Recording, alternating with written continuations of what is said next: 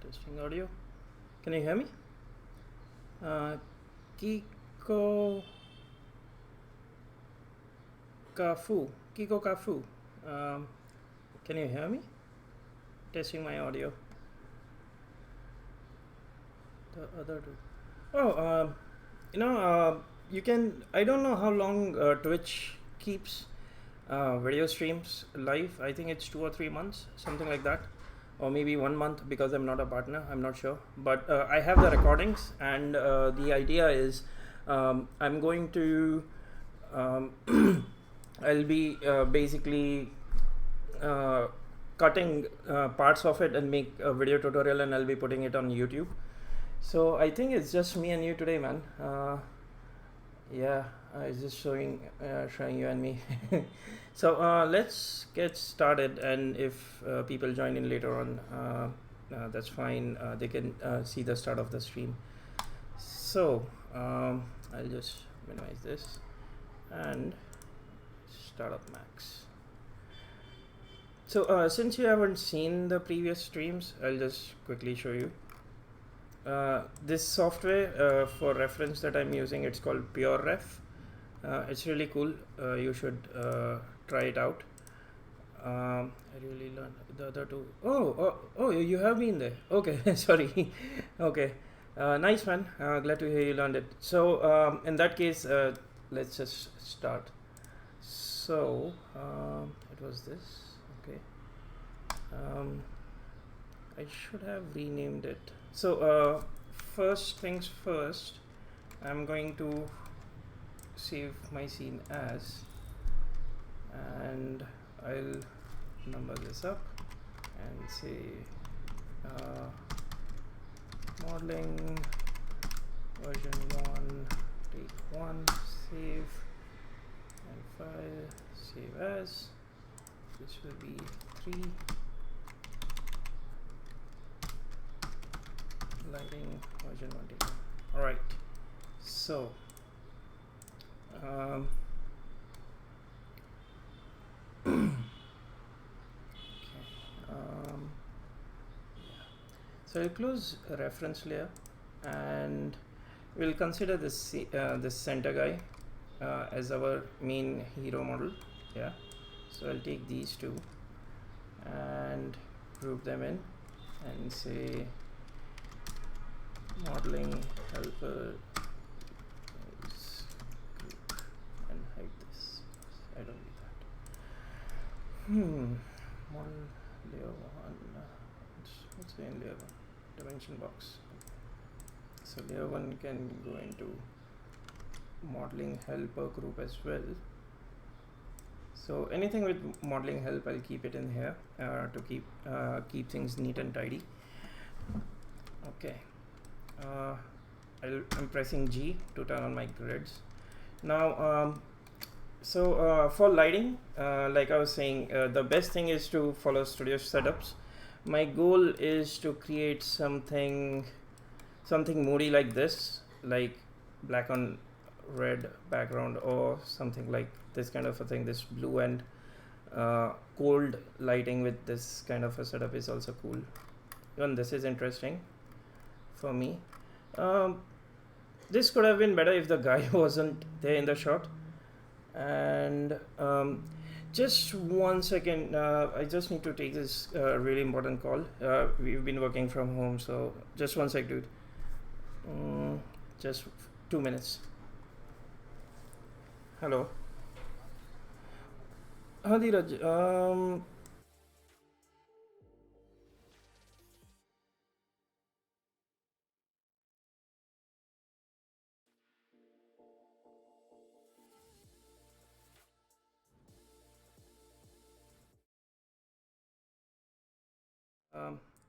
Yeah, sorry for that.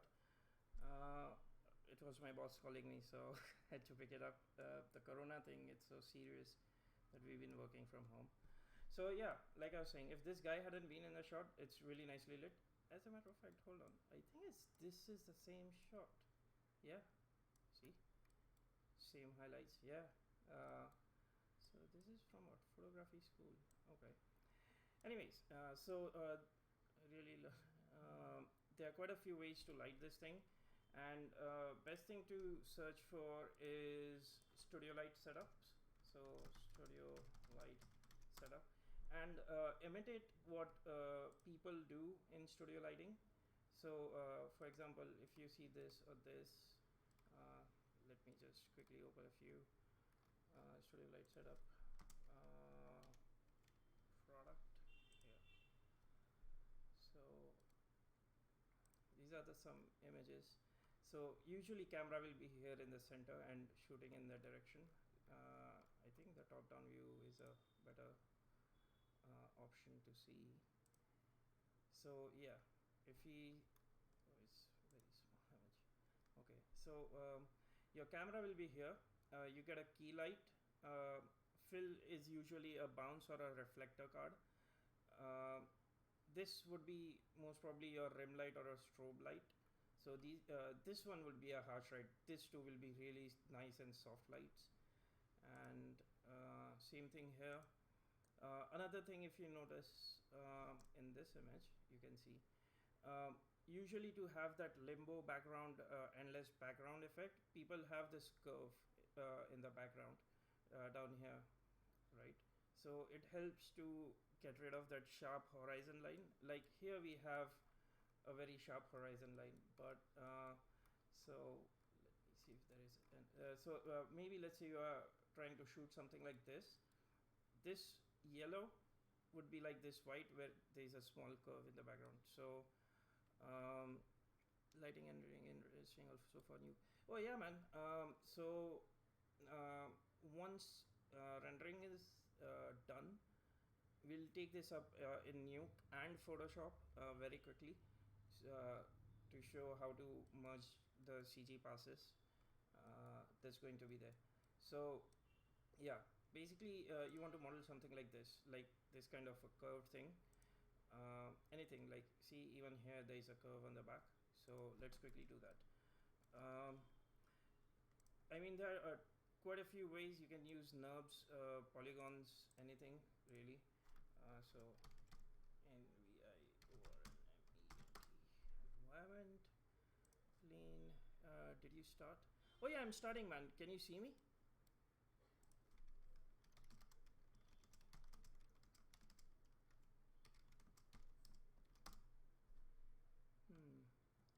There is usually a bit of a delay, so you should be able to see me. Okay, today is quite interesting. Let's see, let me open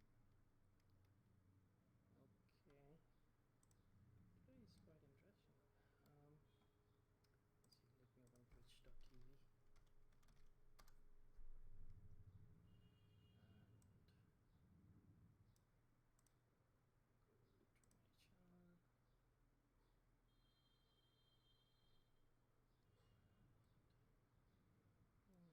Am I alone?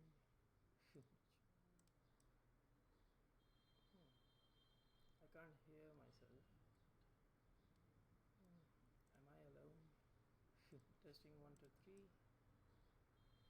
Hello. I can't. Hello. Hello.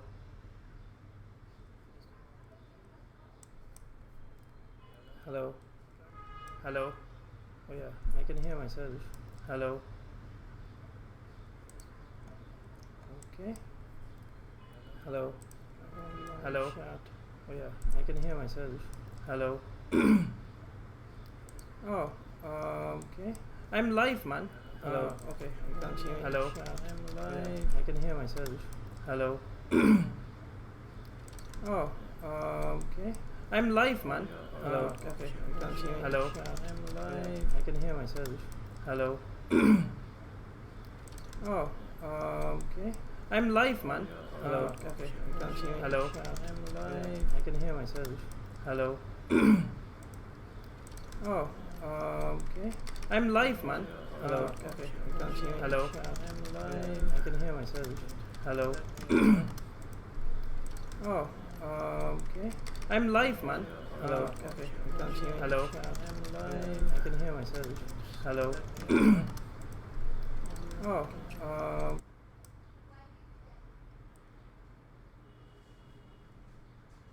testing 1 2 3. Hello. Yeah. Okay. So that's definitely working. And let me move this over here. Yeah, Kiko Kafau. Can you hear me now? Is it better? Okay, perfect. So let's start.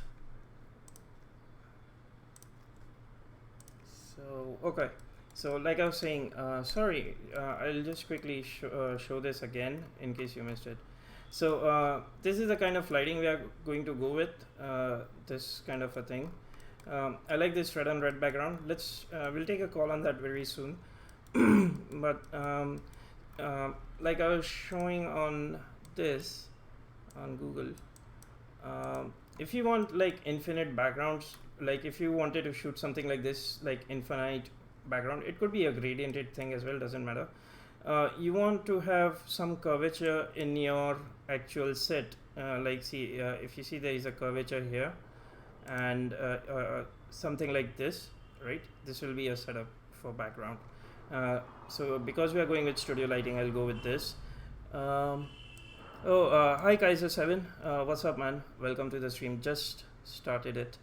So we are doing lighting and shading today, and the idea is we'll do studio lighting setup, and once that is done, we'll probably go into Nuke and Photoshop to see how to merge the passes and everything. Yeah. So we've been modeling. So just to shake things up a little bit, I'm getting into lighting this week, and we'll start with something basic, and then maybe come back to modeling, add some more details. I have not modeled this thing of the nail polish, the brush part. It's just the outer thing, so we can have closed this thing. Once lighting is done, I know it's counterintuitive, I shouldn't do that, but it's just because I figured some people might know modeling, and they would get bored out of bored to death if I kept on doing it for like 3 or 4 streams. So today we'll just do a little bit of shaders and lighting. Yeah. So like I was saying, for Studio Light, you want to model an environment like this for limbo backgrounds. They sort of feel like this yellow thing. So you get your shadows and everything, and there's a nice gradient in the back. So let's start with modeling that. I'll just minimize this. I have organized things, so all the other models and everything is there, including my dimensions box, volume box, and my reference layer into there as well. So this is modeling helpers group, which I'll keep here. This is the actual model, and I need one called environment. So that's my front, and create that quickly. Press W, F4, change this color to grayish so it's easier to see, and put this to 0, tab 0, tab 0. I'm doing it here, yeah, and let me put this guy over here. I think this will be the least used area. Yeah. So very quickly, I'll just if you right click on these sliders, it kind of resets to its default or the minimum value which it has. So in terms of transforms, I could right click. So let's say if this was here, and I right click on these arrows, it kind of snaps to 0. In this case, the minimum segments it needs is 1, so it will snap to the minimum value. Then F3 is wireframe, F4 is wireframe on shaded on off, and F2 happens if you have some selection. So I right clicked and converted my plane to editable poly, and if I press 5 on my keyboard, it will go into 4, it will go into polygon mode. Okay, you can click on this as well. Right now, if I've selected this and I don't want to see the selections, I can press F2, so it just shows the border which is red. Right, it kind of helps, especially when you are doing UVs or texturing something. So anyways, let's quickly set this up. So I'll add a turbo smooth, add 3 divisions, maybe isoline display on, click on this. I'd set up a shortcut which was shift, to see the end result with turbo smooth. I'll select these 2 guys, press R, and I'll just make it big enough. Select. So this thing, sometimes you have to select. There are different type of modes, like use pivot center, which will be pivots for whatever the selections are, and it scales or moves and translate things accordingly. So I've used selection center, so from there now this works, right? So I'll really probably make it really big, and this way as well I'll make it really big, so there's enough room for the camera. Then take this guy and press shift and pull it up, down here, then shift, pull it up, and again, going to my modeling tip, I would like to make this have that black shader so I can see how the highlights are flowing. See, nice and smooth. So maybe we can bring this guy a bit closer, maybe around here. Let's see. So that, and pull this up, right? And I can adjust the sharpness of this curve. Okay, so that's ready, no rocket science. All right, so render settings. V-Ray is pretty cool with render settings. So with new V-Ray, you almost don't need to touch anything, especially for basic renders. Let me get this down here. So where did the render settings go? Yeah. What?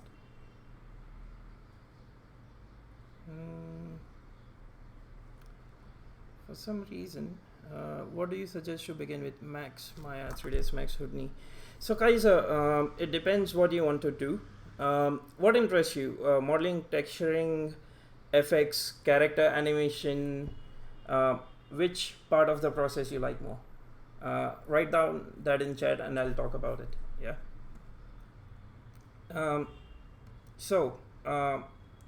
With modern V-Ray, you don't need. I need to somehow keep an eye on the chat. So what do I do? Because my monitor is at a bit of a weird angle. Just one sec, guys. I'll just adjust my monitors a bit. So if you guys put anything in chat, I can instantly see it. So yeah, V-Ray. There are two type of. Actually, there are two type of render engines. One is CPU based, one is GPU based. Oh, hi Hugo. Welcome to the stream. By the way, that helmet on your Facebook, that's cool, man. Is it like really like a toy thing, or is it really sturdy and heavy? You know, really dig that one. Yeah, today we are looking into lighting and rendering to change things up a little bit. We are going with studio lighting setup. Like I was saying, V-Ray by default it will give you good results, acceptable results. It's from Feature. Yeah, I read the comment. It was from Doom. So well made, as in there are this Iron Man helmets available in kids toy stores, something like Toys R Us. They are like really thin plastic, but this one, the one which you put, it felt like solid, you know, at least. I don't know if you can wear it on a bike in real life. I don't know. But yeah, it's definitely dope. Coming back to the stream, sorry I digress. V-Ray has two type of renderers. One is CPU, one is GPU. If you are new to CG industry, I would say try GPU renders. It fogs up quick. I hope the glass opens. So anyways, I think the future is going to be GPU renders with RTX and everything happening. It's becoming faster. Still, it's not 100% production ready, at least the V-Ray one. It's really close and you can make things, but there are some features which are there in CPU, you won't get it in GPU. Also with GPU, you will be limited to the amount of video RAM that you have. So if you have really big scene scales, GPU might not be a choice. Having said that, GPU is much way faster than CPU renders. So something to keep in mind. With that, I'm going to stick to CPU because my GPU is old. It's dying and I need to get new one, but due to the current situation, I can't get my hands on a GPU card. We are on a lockdown, at least I think till end of this month. So maybe next month. And I'll run through the GPU side of things. So out of the yeah, you can change. You want if you say V-Ray RT, that is your GPU. V-Ray Advanced is your CPU render.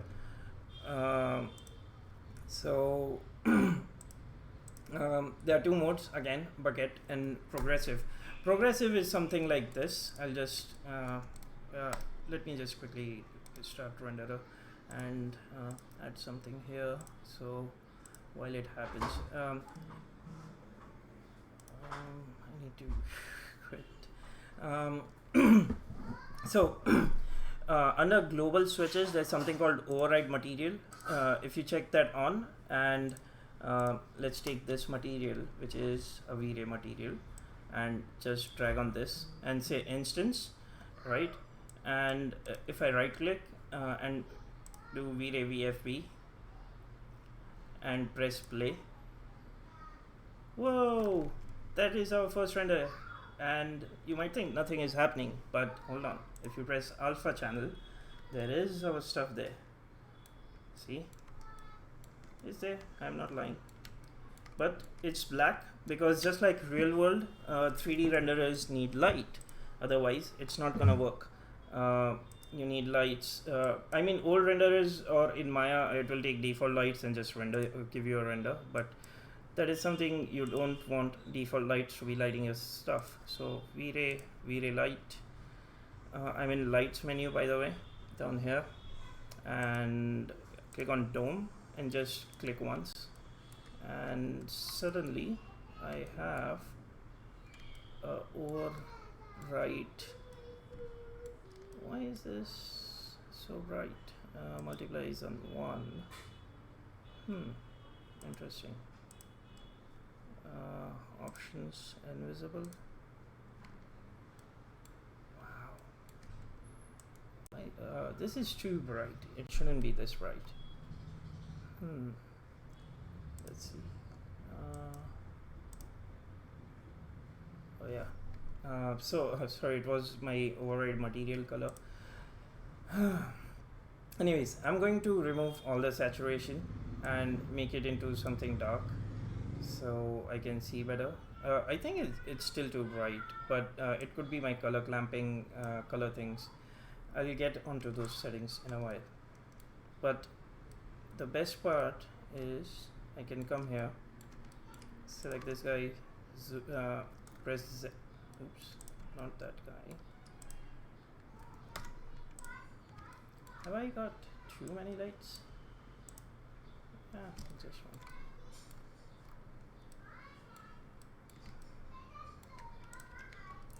So what do you see here?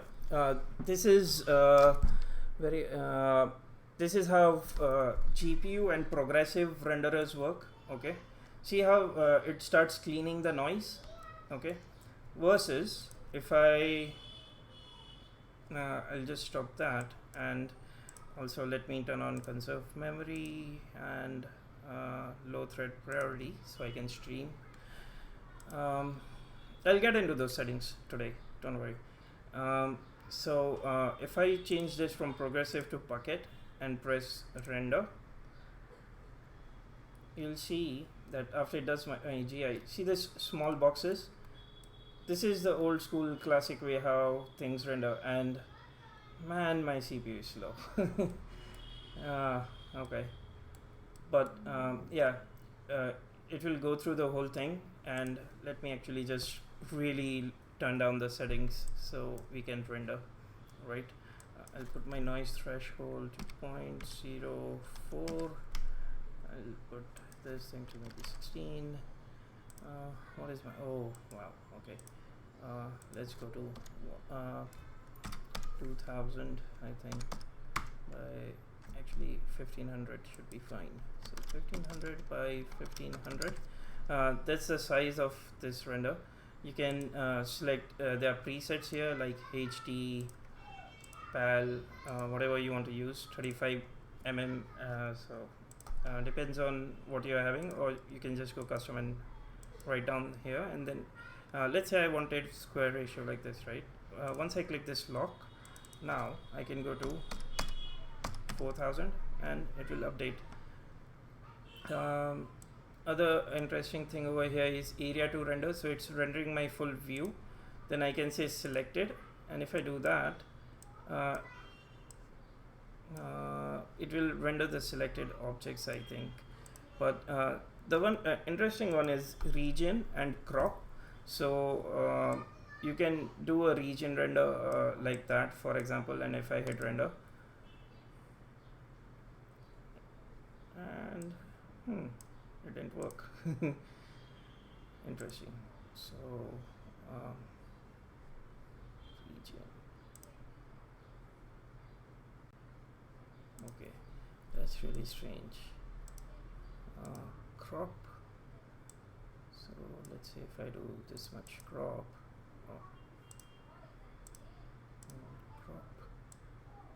here and render. Why is Max is playing games with me today, I think. Funny. Let's see. Oh, I know. Sorry. If you press this render, it will do the last render last. You have to do production rendering. I'm so sorry. I'm a bit lost today. So see, now this is 4000 by 4000 and it's rendering that part. You can see, sort of see from the crop that I've selected, right? And anyways, let me put this down to 1500 so it's more manageable. And same thing, you can crop a part of thing, like let's say I want to just test this area, or I need an extension to render. I can just use that crop and I'll get this, right? Anyways, for intent and purposes, it's going to be render is going to be view. Second thing I want to do is this thing needs some highlights. So if you press this, it shows a background, and it's better to use this for your shader setups than rendering everything. Yes, you need to render in the end, but here you can quickly get a preview of what it's looking like. So increasing the reflections, and I never go to pure white. I always keep it a bit down so things don't clamp while rendering. So 240, 245, something like that. Ideally, never have pure blacks and pure whites in render. That's what I would say. Then you have that range during composite to play with things. Otherwise, if things become too hot, you can never recover any details, right? So 245, you can use, for now I'm going, let this be Fresnel reflections down here. And as and there is this new modeling thing called GGX, right? It was I think made available by Disney. So when you have a specular lobe and you get this nice highlight spread, that is from GGX. So to activate this, you need roughness at least at point, sorry, not this, reflection glossiness at least 0.99, and see this dot came. So two ways to control how metallic or rough things are. If it's really metallic and like chrome or mirror, I mean, I would not go with these values. I would still have some spread, but this is pure metal, as if I don't know, it wouldn't exist in real life, like CG mirror 100%. But if I start going down in values here, and if I go to something like that, see how slowly my I'm starting to have that specular spread, and I'm really low, and obviously 0.99, I would never go with that. So to test for now, I think 0.85, and look at this, this will just go really big now. 0.85, enter. Yep. And I'll have my GGX trail fall off to around 1.45 maybe. Let's see what it gives us. Maybe 1.6.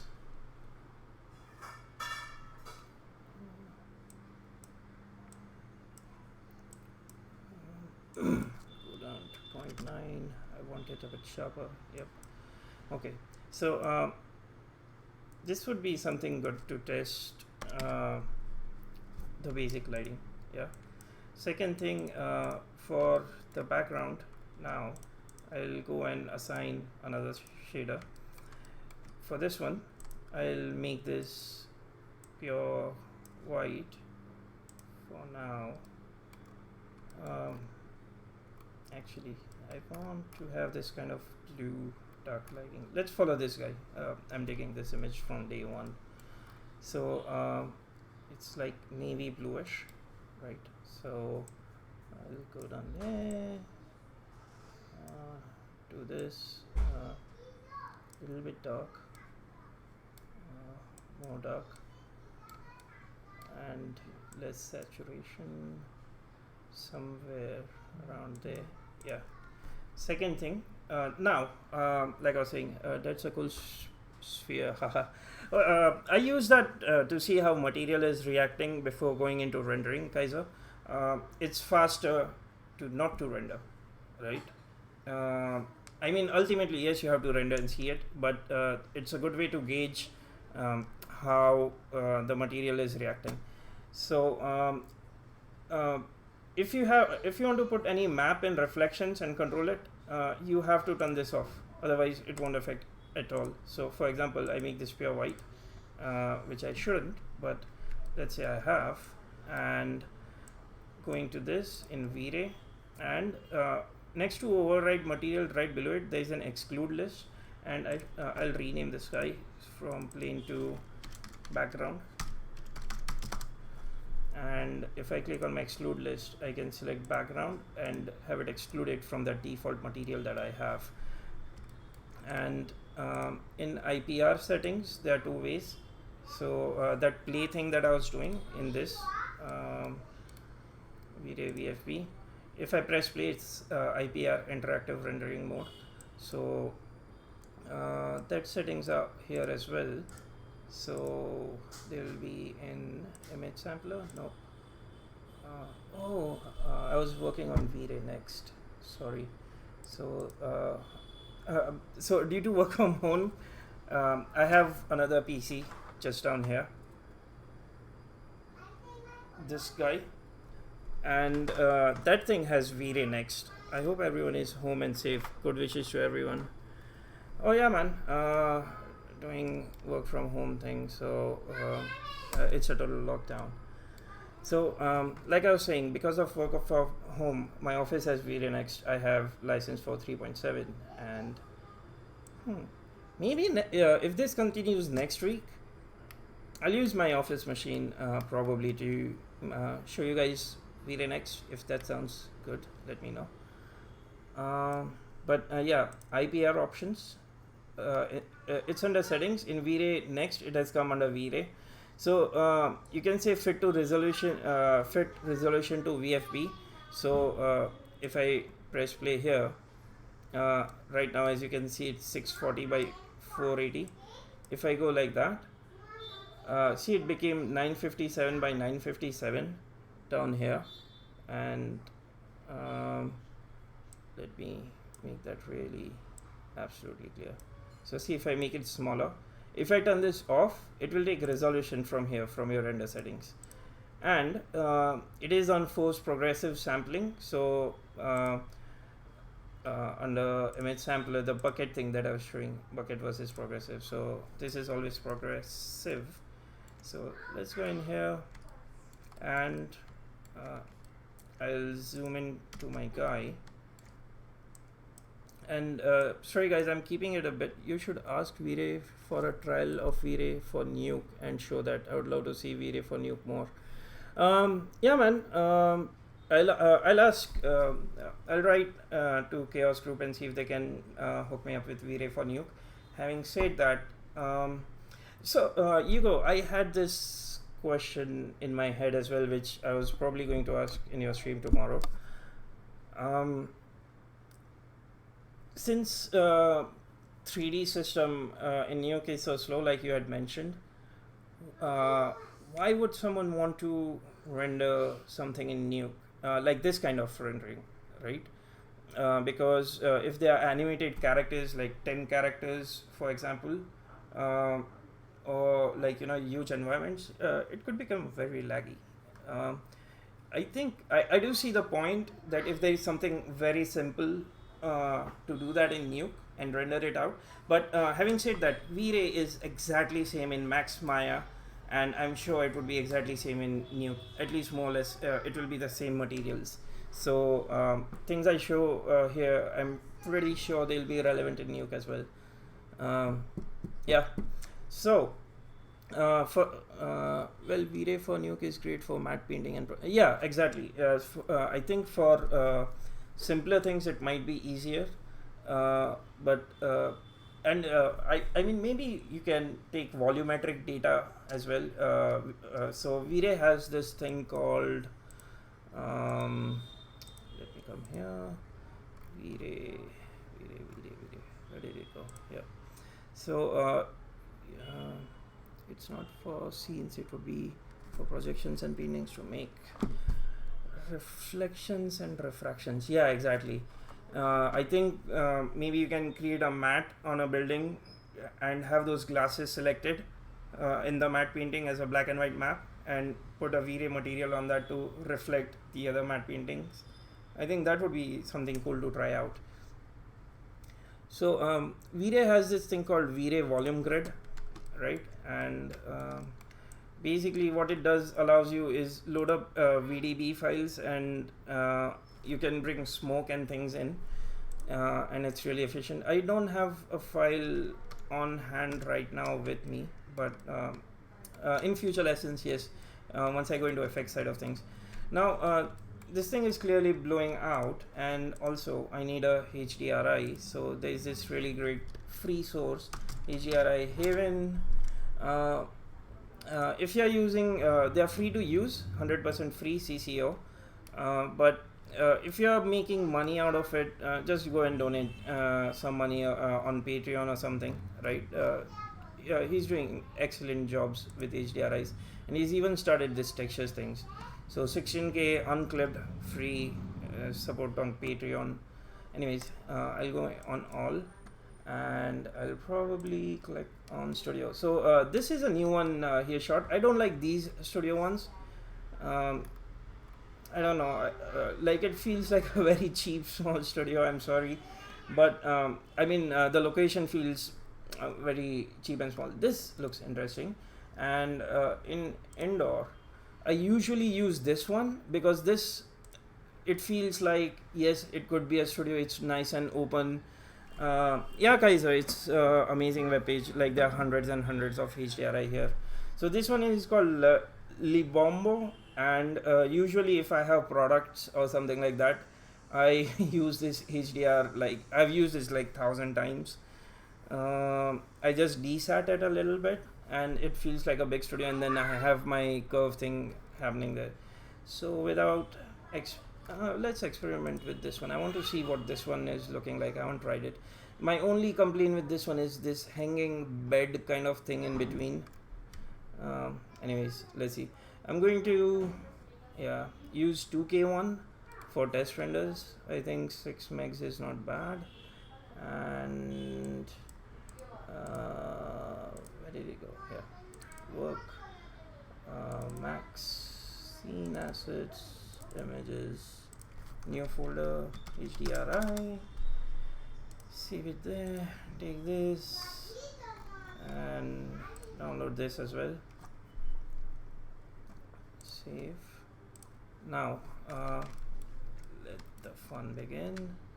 I'll select this light, and also I'm going to freeze my environment background because I don't want to accidentally select it while trying to select lights and everything.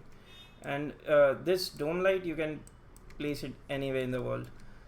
And if I go into its modifiers and click here on no texture, it's very good, guys. Gonna save that website. Okay, so in V-Ray you have you can search things here as well. So if you know the exact spelling, V-Ray HDRI, right, it will come up, or you can try and find under maps, right? So it's over here. So I'll press OK, and it will ask me to select my HDR file. Why is it asking me to go on desktop? Interesting. Anyways, max, scene assets, images, HDRI. Let's try this one first, and I'll just quickly make my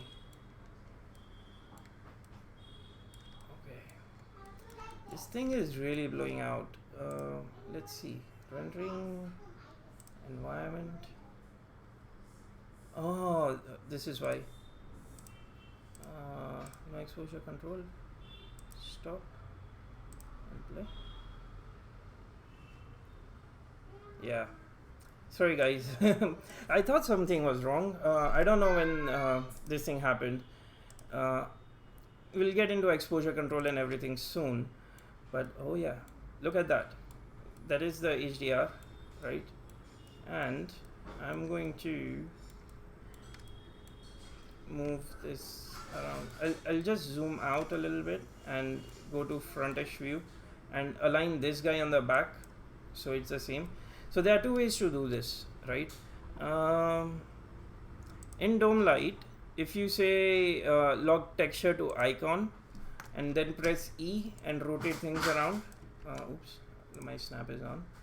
If you rotate things around, it will rotate, it will consider the rotation of this thing, and it can be any rotation, right? You can go into any axis to do that. And if I zero out the rotation, other way to do that, if you don't want to mess things up here and want to keep it to defaults, you can turn this off and drag and drop this texture into an empty slot, say instance, okay. And you get horizontal rotation here, so you can do that. There is vertical rotation, right? Oops, that's too much. So if I go a little bit, see how it's rotating about like this, right? Gyan FX, hi Sajil, many thanks for stream. What's the plan? Are you going to do some modeling or cover a bit of everything? So Gyan, welcome to the stream. It's the idea of CG Rockstar is to teach everyone like all aspects of 3D side of things, I mean CG side of things. So it's going to be a bit of everything. So first project, I didn't know what to do, so I thought like to start modeling, and we are modeling this small nail polish thing. And if you follow along and make this thing, basically you will have something which you can definitely put on Folio as a single render. But for it would be good enough for, I don't know, junior artists maybe, because this is very simple, but at least it will be something which you can show. So this is the kind of look I'm planning right now. I might make variants like on pure red background, how to separate stuff. And it's really simple. If you see red and red, but they have this white highlight happening to bring the bottle out from the red background. So, or you can do, maybe I'll make a darker version, something like that on dark background. I don't know. But right now, we are going with this one. BRB, I'm going to grab some food. Okay, guys, see you in a bit, man. So, where was I? So, horizontal and vertical rotation, and you can control HDRI like that as well, right? You can flip horizontally or vertically the HDRI if required. Ground projection, I don't use it as much because I have this thing. Imagine, actually, let me just show. Standard primitives, sphere. So HDRI is being, imagine this sphere and it's mapped with the whole thing, right? And right now it's like fully round, but if I had an FFD, maybe I need 3x3 and control points. If I do this, right, it will be something like this. So if I needed to use the HDRI and it's ground to catch shadows and everything, then maybe you would go into ground projection. But I haven't usually done that. It's kind of good if you don't have a backplate, but usually I get backplates. So yeah, that is something I don't use and haven't needed so much in print side of things either. So I'll just delete that.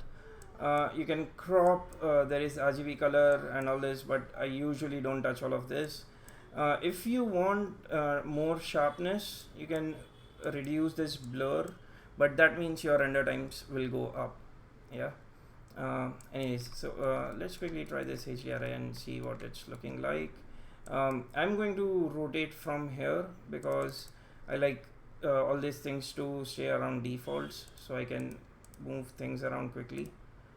And just quickly line this guy up. Yeah, somewhere around there. Okay. Second most important thing in is your camera, right? Without camera, where would we be? So let's keep our reference on the side.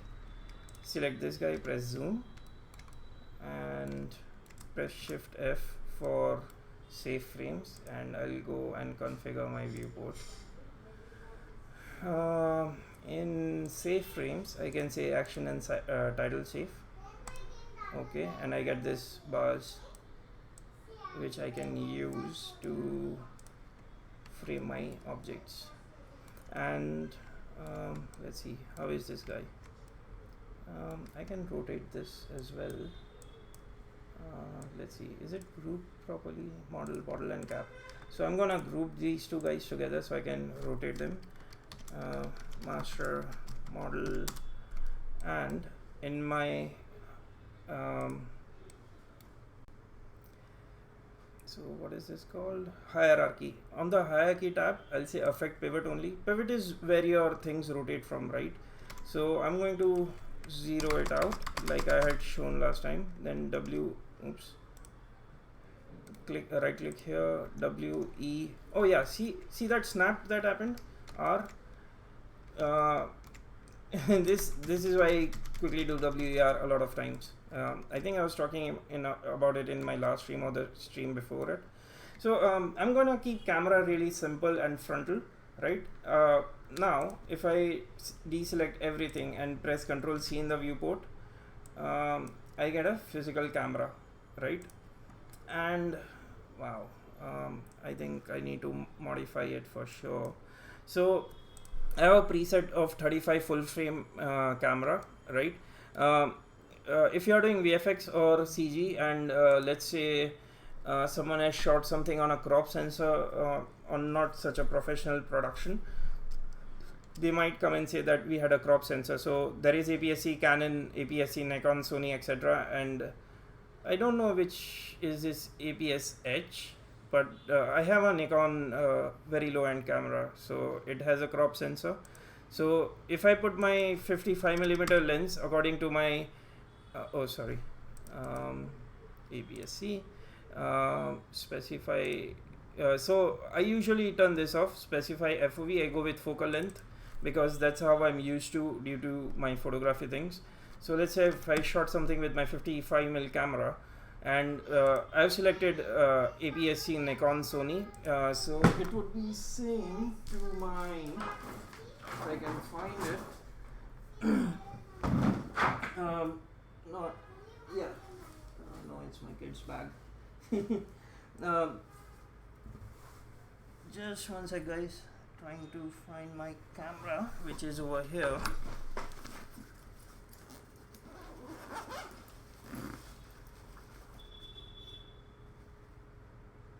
So this is 35mm. This should be 55. Yeah, so I have a 50mm lens, right? But my camera is really low end. It is entry level D5300 over here. Yeah. So this thing, if I put this preset on APS-C, it gives me according to that. Let's say if I had shot something on full frame camera like Red Dragon, or in case of Canon Mark IV 5D Mark IV or something like that, I would say full frame camera. Usually 99% of the times it will be full frame camera for professional productions, but it's there should you need, because then you don't have to do the math of what is the crop ratio and what is the actual focal length, right? It kind of helps. So let's say products are usually shot from 50 to 80 mil, mostly 55 to 80 depending on the requirements. Aperture is there, so let me just first, this is at 55 mil. I'll pull back my camera, and okay, I should refresh this. What is my render settings? Why is it showing? And what is this showing actually? Common. Okay, I have it on view, physical camera.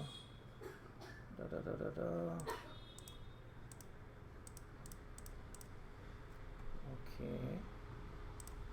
Let's see. Visual production render.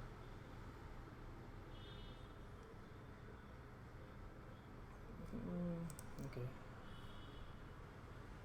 Oh, there we go. Okay, about render. What happened here?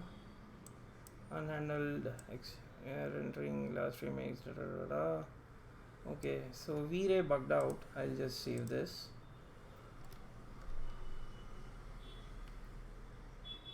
And bucket and everything. GI I'm going to reduce. I'm reducing settings. You guys don't want to. I'm just reducing it for just getting a very quick review.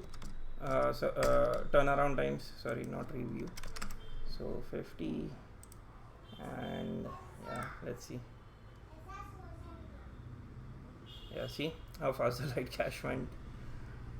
So I should have turned on preview light cache. I'll do that for the next render that we hit.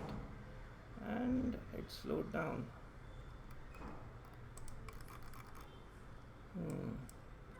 Yeah, it's frozen. Come on.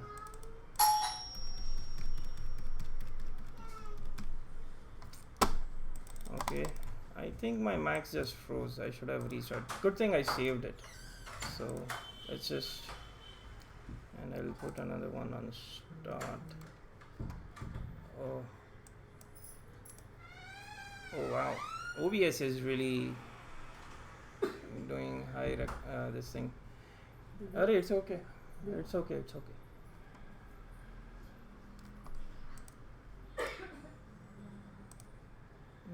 3ds Max. This is also on very high. Wow. I think you're correct, man. I'm going to get the. Oh wow! Look at that. I've got 1, 2, 3, 4, 5, 6, 7, 8, 9, 10, 11 users. Hello, another viewer. That's a cool name. Commander Root. Gyan Halif HALIW Halif. Hugo, I have said hello to. Chicago Fu Kaiser, Rich J Harper, hey man, welcome to the stream. TNT Boy the 3, V and K, and Virgo Pros. Welcome to the stream, guys. You can ask me any questions. Hey Rich, you can ask me any questions if you want while I'm going through this, Okay, yeah. Now to 3ds Max opens. Very good. I had saved this, yes. So I have my camera and everything. I'll select this, render settings, and I'm going to really low down the render settings, make it really low, because it's proving to be very heavy on my system. So this is what the hell, 0.05. GI light cache, I'll put it to 500, maybe even 250. Show dial face was on, so it should have shown me, but it didn't. Okay, and my bounces to maybe 50. So this subdivs is like a quality kind of a thing for Iridian's map. So high number is really good. So if you hover over this, you'll see that default 1000 is a good starting point. Set it to larger values like 3000 or more for more complicated interior renders and to reduce flickering and animations, right? So in films or something, you might even depending on the scene, if it's interior and a lot of things, You could even go to 5,000. So you can imagine 250 is really really low number, but I don't think for this scene I need that much. I would at least keep 500 to 1000 the defaults, and bounces is how many times the light bounces around, and yeah, I've switched that down to 50 as well because I don't have a lot in my scene. I've put use Emry because I'm on Intel processor, so V-Ray becomes a bit faster with that. I've turned on conserve memory because obviously I'm streaming, and I've said low thread priority, so V-Ray doesn't hog up. Dynamic memory limit, here you can put RAM in MBs. So I have I think this particular system has 32 gigs of RAM. It's a bit dated, so if I put 32.123, this would be using my full RAM, but I'm going to put it down to around I'll give this 15 gigs of RAM. I don't think this scene is using even that much RAM, but just to be safe. For render passes, the most important ones are I use diffuse filter. Basically, diffuse filter is your basic color. There is no lighting applied to it, nothing, and you will see that in a bit. For compositing side of things, GI absolutely necessary. Lighting, reflection. Since we have refraction, so refraction as well, and specular. These are the very basic simple passes. You can go into raw lighting side of things, and if you I mean, I think a lot of you guys know Hugo, but for if there is someone new who doesn't, then he does Nuke tutorials and he has courses, and for compositing side of things, I would say go check that out. For the raw compositing, it's really hardcore. But anyways, this basically, if you add all of these passes in comp, GI, lighting, reflection, refraction, specular, and I think, is there a caustics one? If you have SSS, subsurface scattering for skin and things like that, you can add that in as well. But those are the basic passes which will, if you just put add in Photoshop or Nuke, it will give you exactly your render from the CG side of things, right? And guys, I'm gonna have to put this down to even 1000. Sorry for this, not 100,000. So V-Ray VFB, and let's see what it gives me. Alright, so this is what I'm doing is bucket rendering. I have physical camera, so if I stop this now, it's working much better. I'll save my scene, and if I select my camera, going back to the camera settings, modifier down here. Okay, so my focal length is 55mm. I'll start placing my object now. Zoom factor, I've kept it to 1, so it goes 1:1 frame width according to my 35mm full frame cameras, which are industry standard.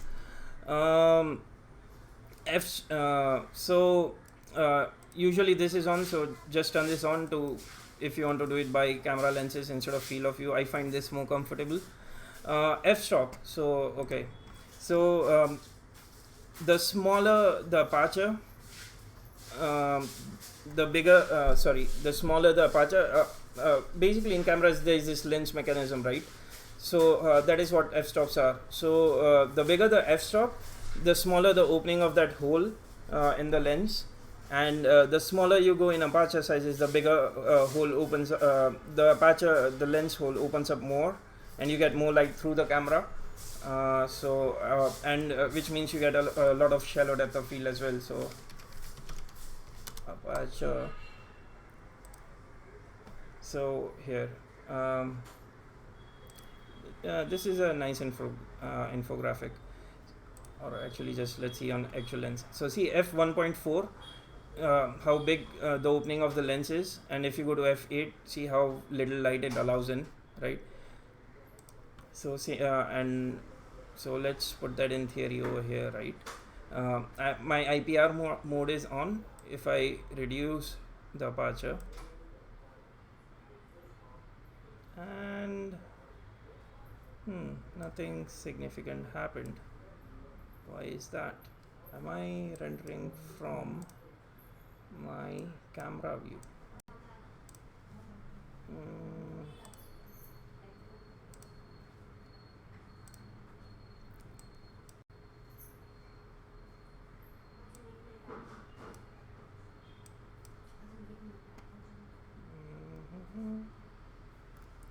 Camera, physical camera. Yeah, I am using my camera. Maybe I need to stop and refresh.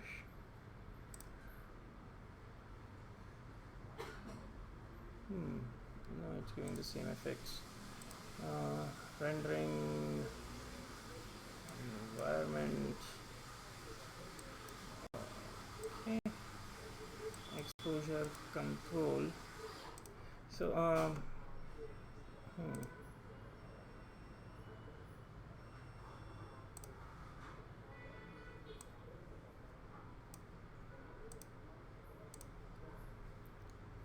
funny thing.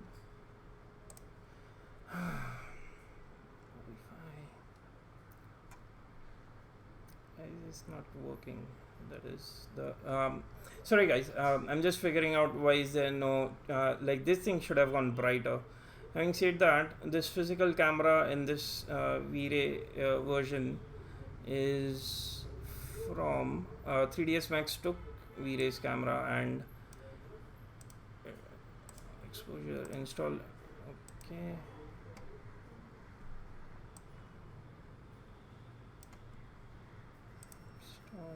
and start again. Okay, so manual ISO 100.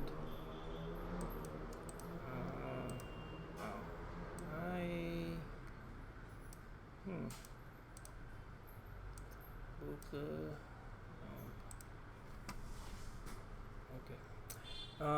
You know what, guys?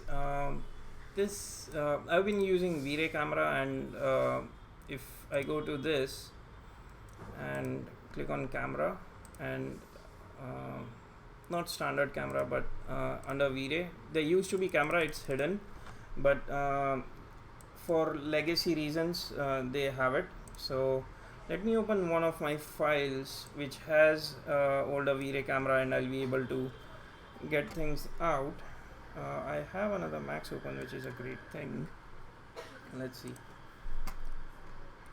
because this is too much. The camera is not behaving in a way, and I've been using V-Ray Next for some time now, so I'm quite used to that. And funny thing is, before this particular version of Max, the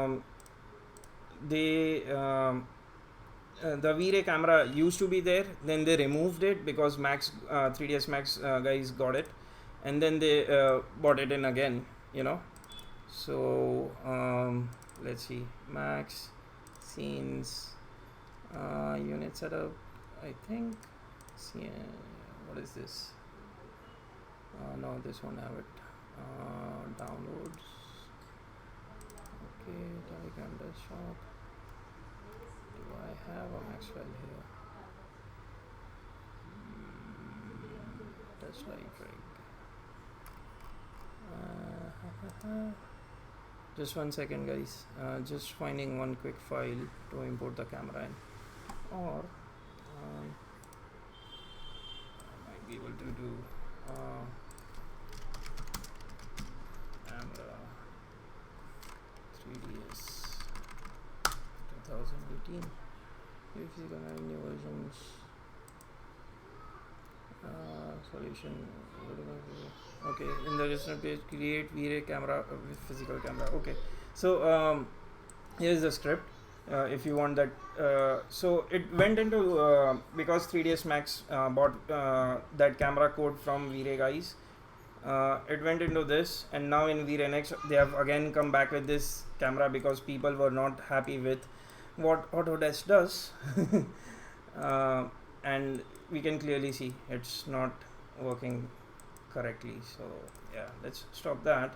Scripting, Max script listener, press this, press enter, and if I zoom out and delete this piece of crap, F3, there's my V-Ray camera. Hello. I'll just rotate this guy to 90 to face the subject. Pull this back, and perspective camera is V-Ray cam. Yay! And move this here. Oh, I'll paste this script in chat if anyone has Max and V-Ray and needs to use it. So OBS chat Control V. Yeah. And actually I should make this into a button as well. I'll do that later. So close that, close that. I don't need this now because I have the V-Ray camera. V-Ray VFB, V-Ray cam, select camera, go to my modifier panel, V-Ray physical camera, and see now the menu looks a bit different, but again still cam, movie cam, video cam. I'm going with still, film gate, focal length, so 50, maybe 55. Zoom factor I'm leaving it at 1. I don't want to shift anything, so if I press play, wow, so this is now correct physically accurate behavior. Now if I go down in my F number, see how things are getting brighter. So if you are serious about lighting and rendering, do some photography with a DSLR. Get it on rent, borrow it from a friend, anything. So let's take like a 5-minute break. Yeah, and we have been on for 1 hour 15 minutes. I'll quickly go into lighting, start how to light things up and angle this and go through these settings, and yeah, take it from there. So I'll just countdown timer, 5 minutes. Yeah, sounds good. Back in 5 minutes, and mute my mic.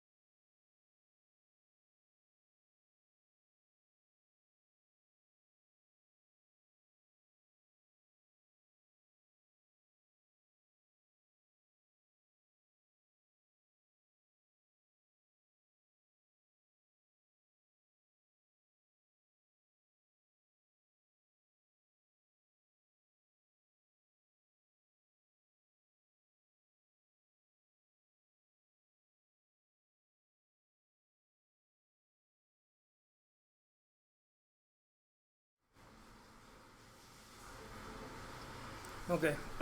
Sorry for the noises and that lady back there. She's our help. She cleans our house. So let's stop this. And yeah. Where were we? Are you guys there? Should I start?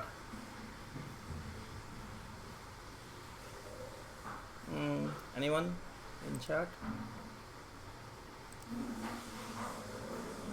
Anyways.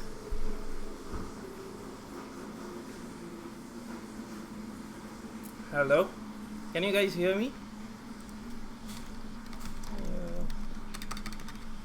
Guys hear me?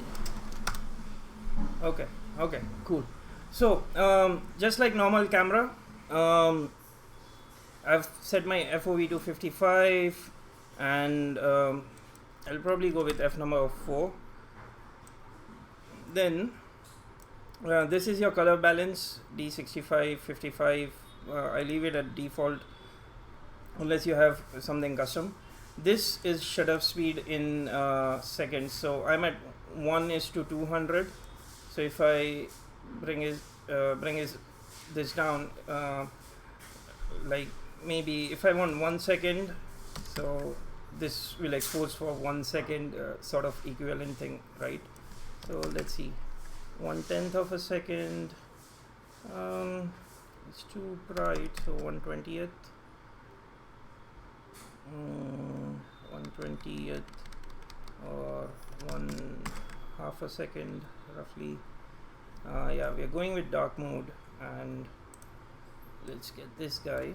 So I need to go a bit more darker, so 60, and actually I want shallow depth of field, so let's get that in maybe 3.5 or yeah, 3.5 f-stop.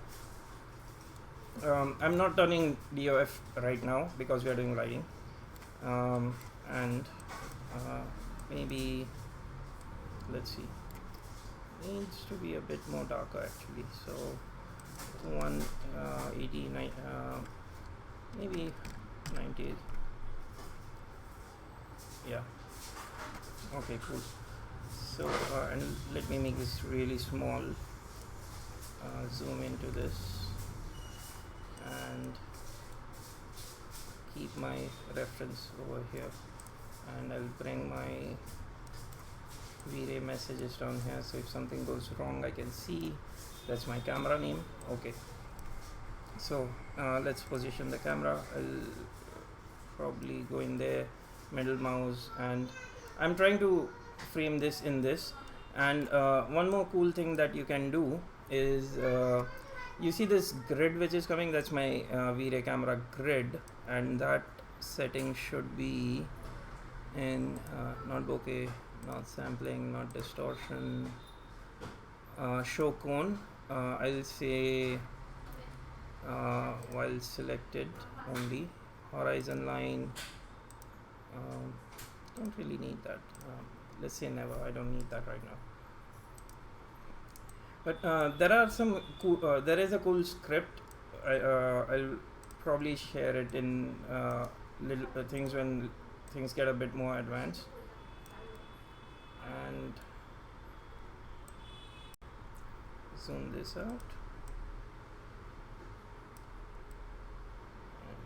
And so I'm not getting into rule of thirds and everything right now. I'll get into that when we do something more interesting, but so I want to rotate this guy, and I've grouped it, so affect pivot only, and WER, okay, and rotate this guy a little bit, something like that. And I don't want to render the whole thing as well, it's a waste of time, so I'm going to do this. It's like a crop region, and it will just update what's there, right? So I get a bit more of a faster response time. So you can already see I'm reflecting my environment in my render. See this lines and brights and highlights and everything. Second thing, a lot of times for studio, what you can do is if you go to material editor, so we are getting into lighting side of things now. um, I mean, this particular HDRI is almost white and black and white, but let's say I had selected the one which I usually used to use before this one showed up. I used to use this, and if you see, suddenly my lighting has become really warm. So what you can do in such cases is either take this into Photoshop and desaturate it, but what I particularly do is go to Slate Material Editor, uh, and tools, layer explorer. Oh yeah, by the way, you can click on this V-Ray light lister, select that, and you can select things from here as well directly, so you don't have to go here. It will list all the lights in your scene, and you can change the multiplier, color, temperature, everything. For the dome light, which is for reflections, I like to keep things at 1 over here. Like the main light, I try to keep it at defaults, and whatever I have to change, I change it in the HDR itself. So if I drag and drop this HDRI here and use it as instance, and bring this guy somewhere around there, and bring this here, double click this, what I would do is actually I need something from this side, so just make this smaller and go to my HDR. Here I can put a color correction node, right, and connect this to color correct, and then drag this from this round thing, right, and drop it down here as an instance. So see, it says map 5 color correction, map 5 color correct, right? So let's say if I wanted to use this HDR, I would keep colors sometimes, I mean depending on situation, but for studio lights I usually get rid of them, but I still get these highs and lows. So it's on to taste and what you are trying to do. So if I make this pure black and white, see, it again became blue according to my environment, and the warm colors which are coming from that HDR have become black and white, or I can keep a bit of a color, right? So something, just a tip, it kind of helps if you don't want to go back to in your in Photoshop or something. You don't need to for such small operations.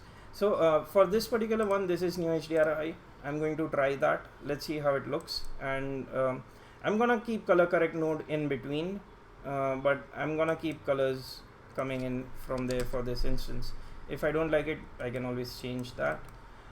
One more interesting thing, map which is there, is called output node. So this is like your Photoshop curves, and if I connect this over here, so my HDR is going into color correction, and that is going into output, and output I'm connecting it to my color correction node, right? So if I double click this, you can if you double click inside the square, you can have a bigger preview, and you can drag this from here if you want to see what it looks like. And if I double click on the green thing, it gives me the output node. Now this is where the map input is, where my color correction is thing connected. In output, I can invert the colors, and if you see here, it's inverted the colors, and obviously it will affect the lighting there as well. I'll actually, let's get this over here so you guys can see. You can clamp values, but that is the whole idea of HDR is not to clamp things, but if things are becoming too bright, you can clamp it sort of like 0 to 1 range kind of a thing. But what is interesting is enable color map, output RGB level, so it's at 1. If I put this at 2, see here, my HDR became twice as bright straight away. And another thing, so if let me put this back at 1. Let's say I want more contrast in this.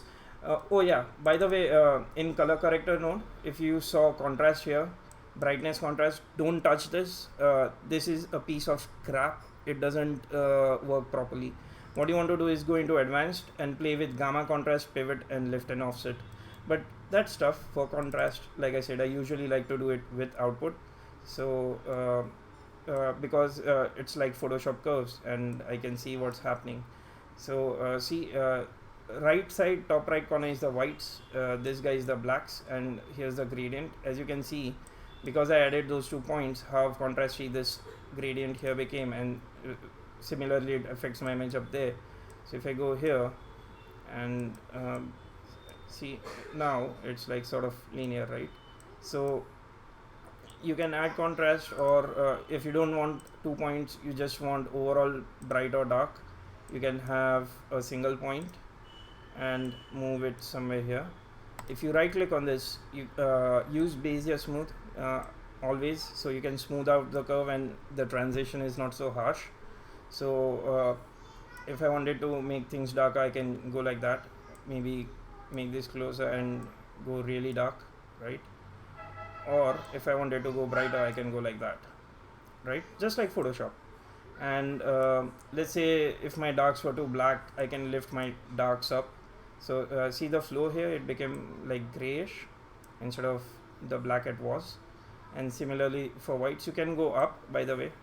You can really change things up, but like I said, I like to stay in default ranges, and then if I want to pump stuff up, it would be this RGB level. So let's say I wanted it a bit dark overall, or maybe on the darker end, but then if I increase this, I get like, if I put this at 2, basically this curve is giving me 0 to 2 values, so this is at 1 now, right? Sort of, if it makes sense. Anyways, let's make it tad bit like that. So this is not exactly tone mapping. When we render something for exteriors, I'll show you, because a lot of time with exterior HDRs, HDRI Haven over here. So a lot of time what happens in renders is, if you are taking exterior or a city shot HDR, there tends to be a lot of blue cast in the render, like maybe you can see in here. See, there is so much blue.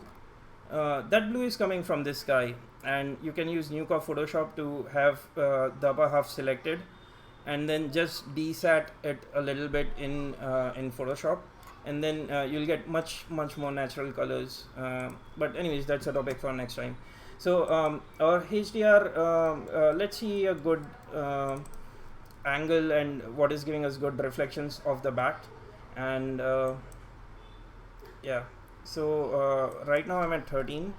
That was as per the background that we are seeing. So 0, I like to go in increments of 45 degrees, so I can see what's happening. So 0 is that, 45, see this ugly highlight which was there in center at 0. I didn't like that. See, let me just select this, and also I'll make my bottle a lot more reflective, so we can see what's happening, right? Not that. 1.9, I'm using Fresnel right now for this guy. Let's use fall off. I like fall off. Okay, now this is like perpendicular parallel, so it gives like a Fresnel effect, like facing the front end side. Front is black means no reflections. As it goes towards the edges, it will be purely reflective, but it's not affecting my curves right now. So just to prove that, if I add this point and make it really reflective, there is absolutely no difference. Reason being, you need to turn off this Fresnel reflections. As soon as you do that, whatever you have connected in this map over here will start working, right? So obviously I want it like this, somewhere around there. Base is smooth, and yay, our lighting is done. Nice gradient from left to right and there. Just kidding, guys. For time being, I'm keeping it reflective because I want to gauge how my actual lights are working. And move this guy here, go to my material editor. So yeah, funny thing, I think I was at 0. Yeah, it's giving pretty decent highlight over here and here. Let's see, 45 degrees, and it's okay. I was liking 0 better, so 45, 90, and what I'm trying to see is getting some variations here, right? So 90 is not so cool. 90, 110, 20, 30, 135. Okay, 135 is again interesting. I'm getting some drama happening there. 135, so 0 and 135. So text notepad, 0 comma 135, so around that range, 135, 45, 55, 65, 75, 180 degrees.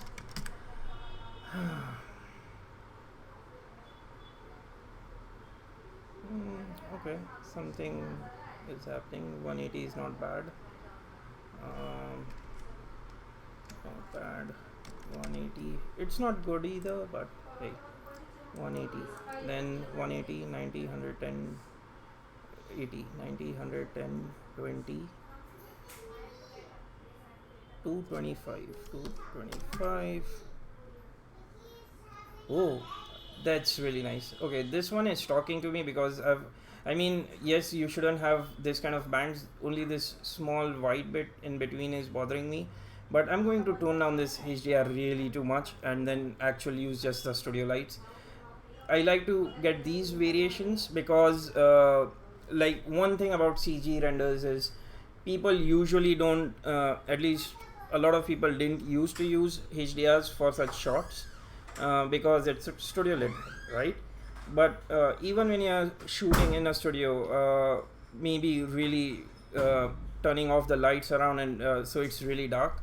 So something like this, right? So 0.1, and there won't be no lights from studio, but still you see it reflects. I don't have any other light right now, but those little glints of things you want in your renders. Yeah, I'll put this back to 1 for visibility's sake. So this is exactly the kind of thing I was looking for. Something from the environment which is very dialed down in reflections, but it's there, right? So 225, I'm liking that one for sure.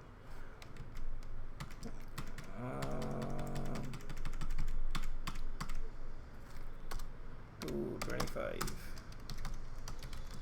interesting. Then 225, 30, 40, 50, 60 to 65 to 70. Let's see, 270. Oh, this is also interesting, but this is something which my normal lights will give do. So yeah, I'll let that go. 270, 80, 90, 100, 10, 3, 1, 5. Okay, so let's stick to the other one, right, which was 225, around that range. So 225,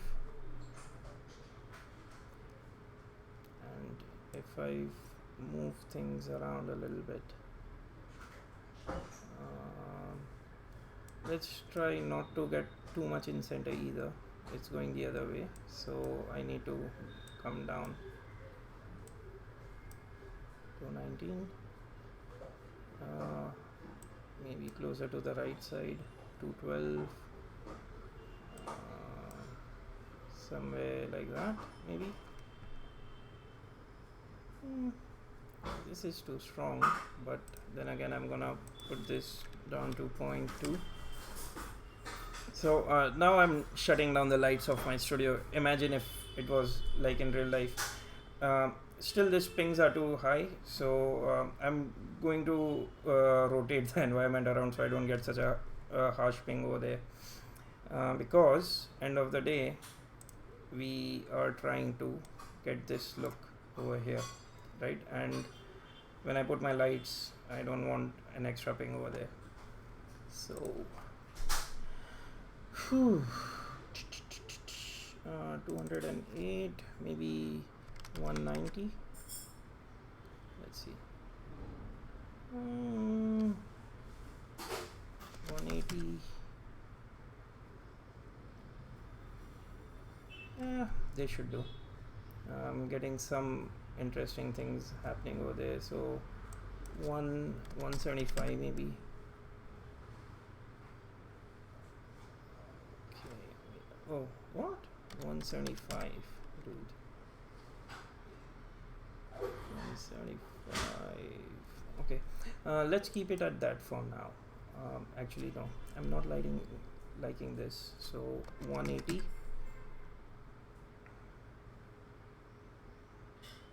Okay, fair enough. So now getting on to V-Ray lights. And second thing that you want to do is click here, select your camera once you have your angle. Like in studio photography, they'll have cameras on tripod and people mark things exactly where they are, so no matter what, things don't move, because if things move, your lighting is gone. Yeah. Also, what in the world is this? Why am I getting this two white lines? I think it's from environment reflections. Anyways, we'll get into that. So lights, I've selected my camera. Yeah, again you want to go into hierarchy, link info, and lock your camera off, so no matter what, you're not changing things. So if I go and try and do trucking or rotating things around, my camera is totally locked. Second thing that you can do is, now to work efficiently in this, let the render settings come. I'll just stop this. I'll stop this render so things are a bit faster, and move this out. While I'm in this view to render, right, I've selected this view and it's reading my V-Ray camera name. I'll just hit on lock, so, and I'll show you exactly what happens, right? So if I don't have that lock, and if I'm in my IPR mode and have my this thing selected, right, it's taking this thing. Now here, let me go into perspective into this view. See, whichever view I select, it changes to that. Really hard to light, right? So select the view, then hit lock, and now you can click and move around here. So I can make this smaller and bring this guy over here. I don't need render settings right now. I have my reference image. So under lights, in V-Ray lights, V-Ray light, there are a few types of lights. This is V-Ray IES. So you Kikafu, thank you. Oh, okay, see you, man. See you in a bit. Yeah, V-Ray has a few lights. One, you have got this lighting menu, so V-Ray light, V-Ray IES. IES files you get from light manufacturers like Philips or I don't know, Manfrotto and whoever the light manufacturers are. On their sites you might find IES files. This is usually used in architecture rendering, and it has this light profile into it, so it has the colors and the kind of shape that it makes. So IES light. So when you see this kind of things happening, you get this kind of shapes from IES, and a lot of them are available online for free, so you guys can look into that. So if there was a specific type of highlight or thing, let's say if you are making, I don't know, car headlights, and car headlights will never be like really flat like this, right? It will have some kind of variance, trust me. Next time at night, if you get to see a car moving, like if you're standing somewhere and it's a dark area, look at the lights. They'll have different follow-ups and different shapes, like a lot of different shapes like that. There are IES light generators as well, so you can design your own custom shape, and then it will give you an IES file out. I forgot where I had seen one, but there is a software for that. Yeah, so basically if you create IES file, you can just load the IES file, and it will give you almost same things as this thing, but you get rotation and all, and IES file, you load it in there. Where is the intensity? The specular diffuse. So it's showing diffuse is your lighting contribution, so you can have these two separated.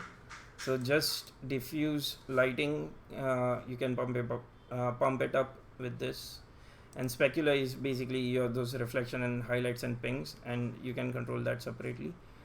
But the light, and yeah, there is this power thing, intensity type and intensity value. So that was in lumens, right?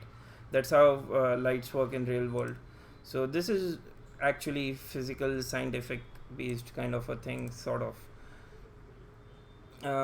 There is VA ambient light. I never use it. Ambient light really washes out your scene, any type of ambient light, so I usually avoid. V-Ray Sun is for V-Ray Sun and sky, so when we get into some exterior rendering, we'll get into that. Again, I don't use this a lot. The most maximum 99% of people would be using V-Ray light throughout the world, and it's really robust. Reason being, you have got then light types. So plain dome light we are already using for our HDR and environment. There is a sphere light. So let me just create a plain light, right? So this is just like a square light, something like your softbox, and let me open this up and even bring this into the camera so we can see. And let's make it backlit, and that's our light, right? Let me pull it back a little bit, somewhere around here, and bring this down, and I will go to my local rotational axis. So yeah, so and let me make it a bit smaller as well.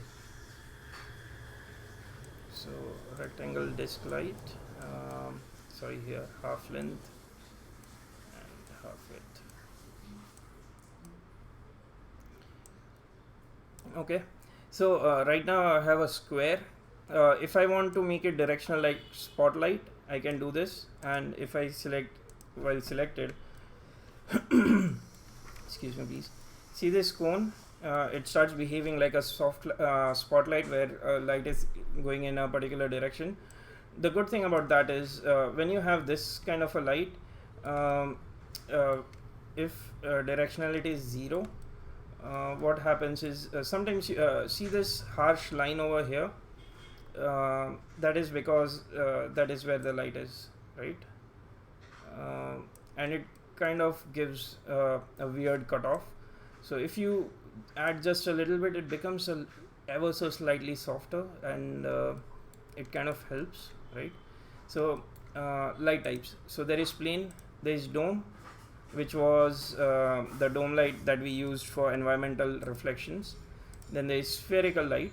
So imagine you wanted to create small light bulbs in background, you can have that, and you can control radius from here, right?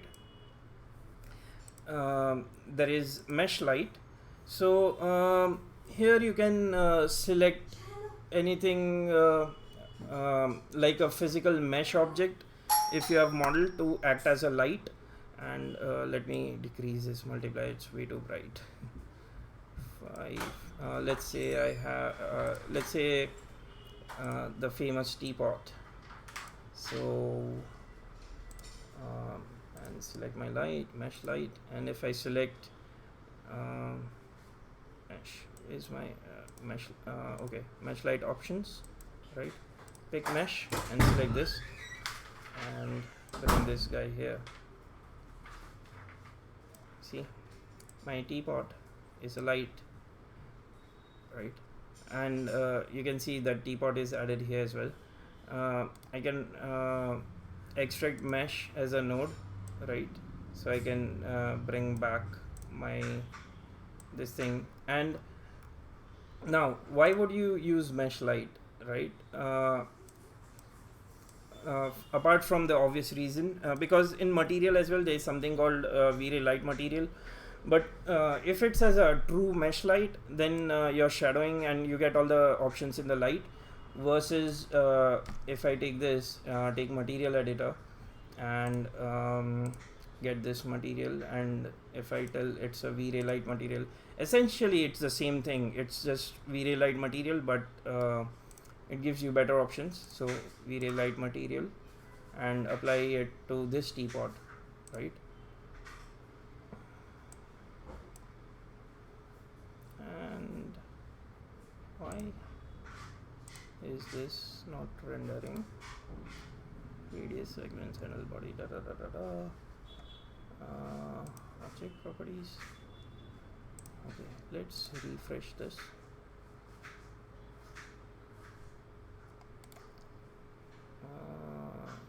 Editable poly.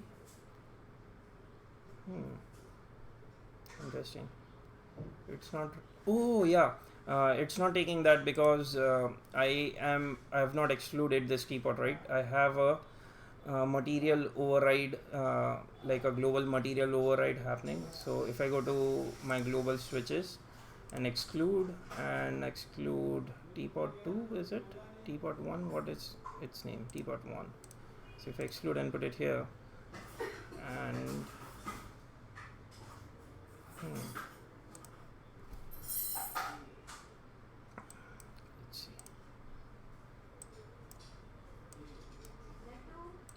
refresh.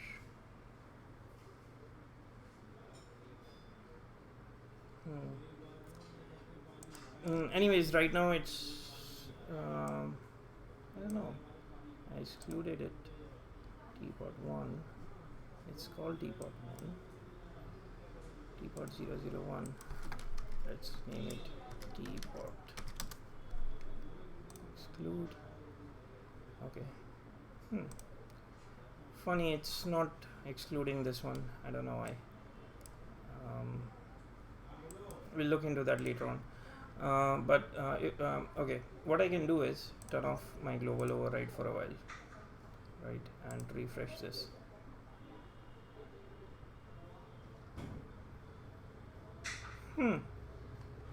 Interesting.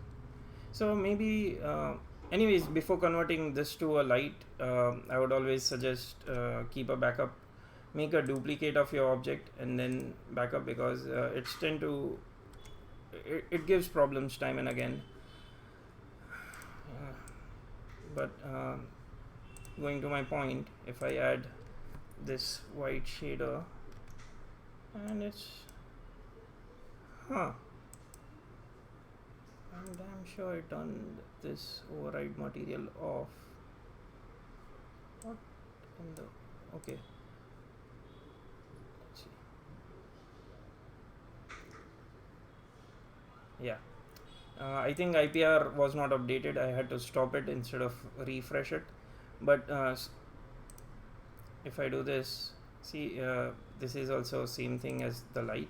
The only thing is for material, I can increase the intensity from here. So now if I press the teapot play button thing, it will go over there. And if I wanted to match intensities, I can just select that and start going up. And there, roughly. And if you right click this, if you do pixel info, then if you want to be really precise, so my color float values is 1.408, 1.408, 1.407.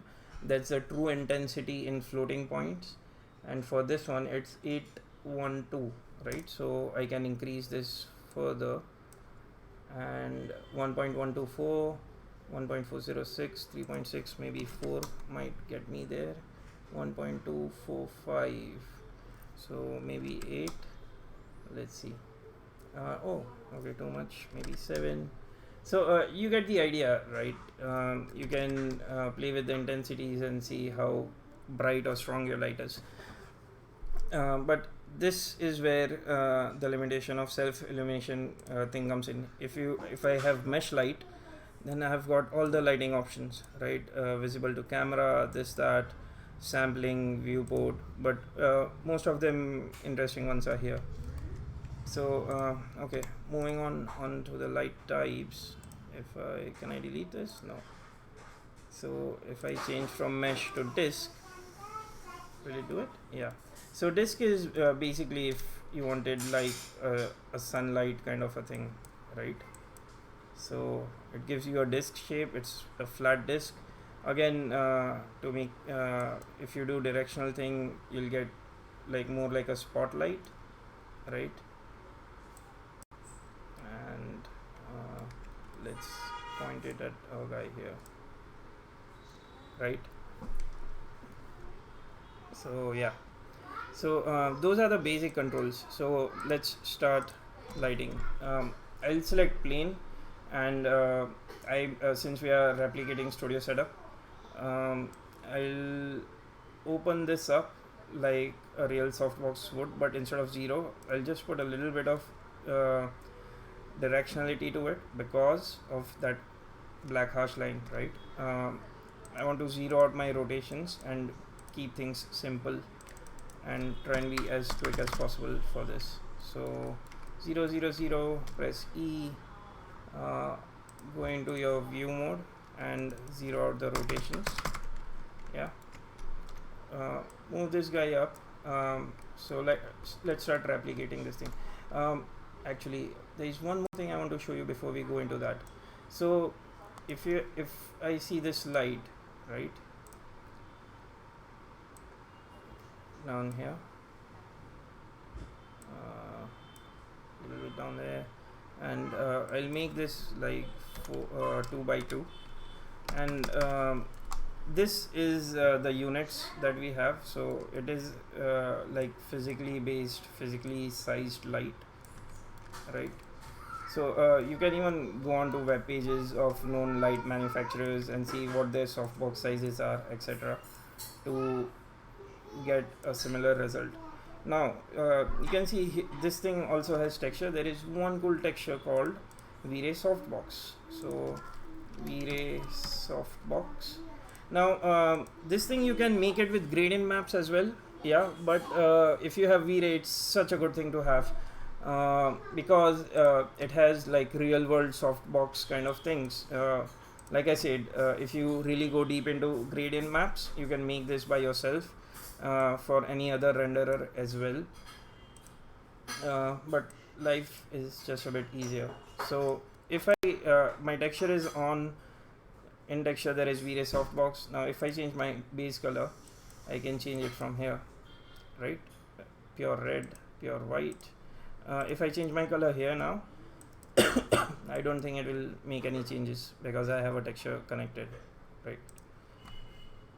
So one downside to this is you have a color mode where you can go to temperature like real life and make it warm, cool, or something like that. See how this became warm over here, right? My light is too bright, so if I put multiply to 1, then you can see the light color.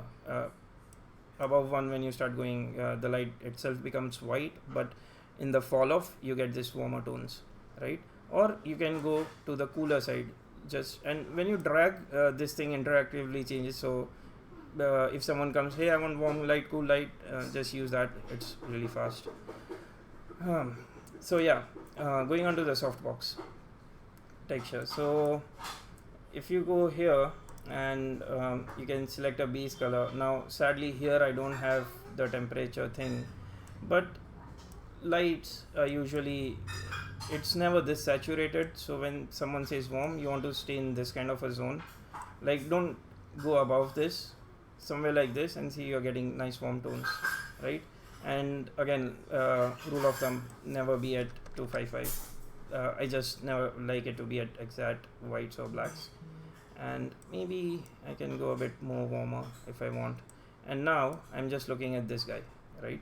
Or if I wanted to go cool, because I have my saturation in roughly the same range, I can just come here and get my lights to look cool on cooler temperatures, right? So always try and emulate what you would get in studio lights. Now we are having cool lighting here for sure because there is no warm tones. So we'll stick to cool lighting.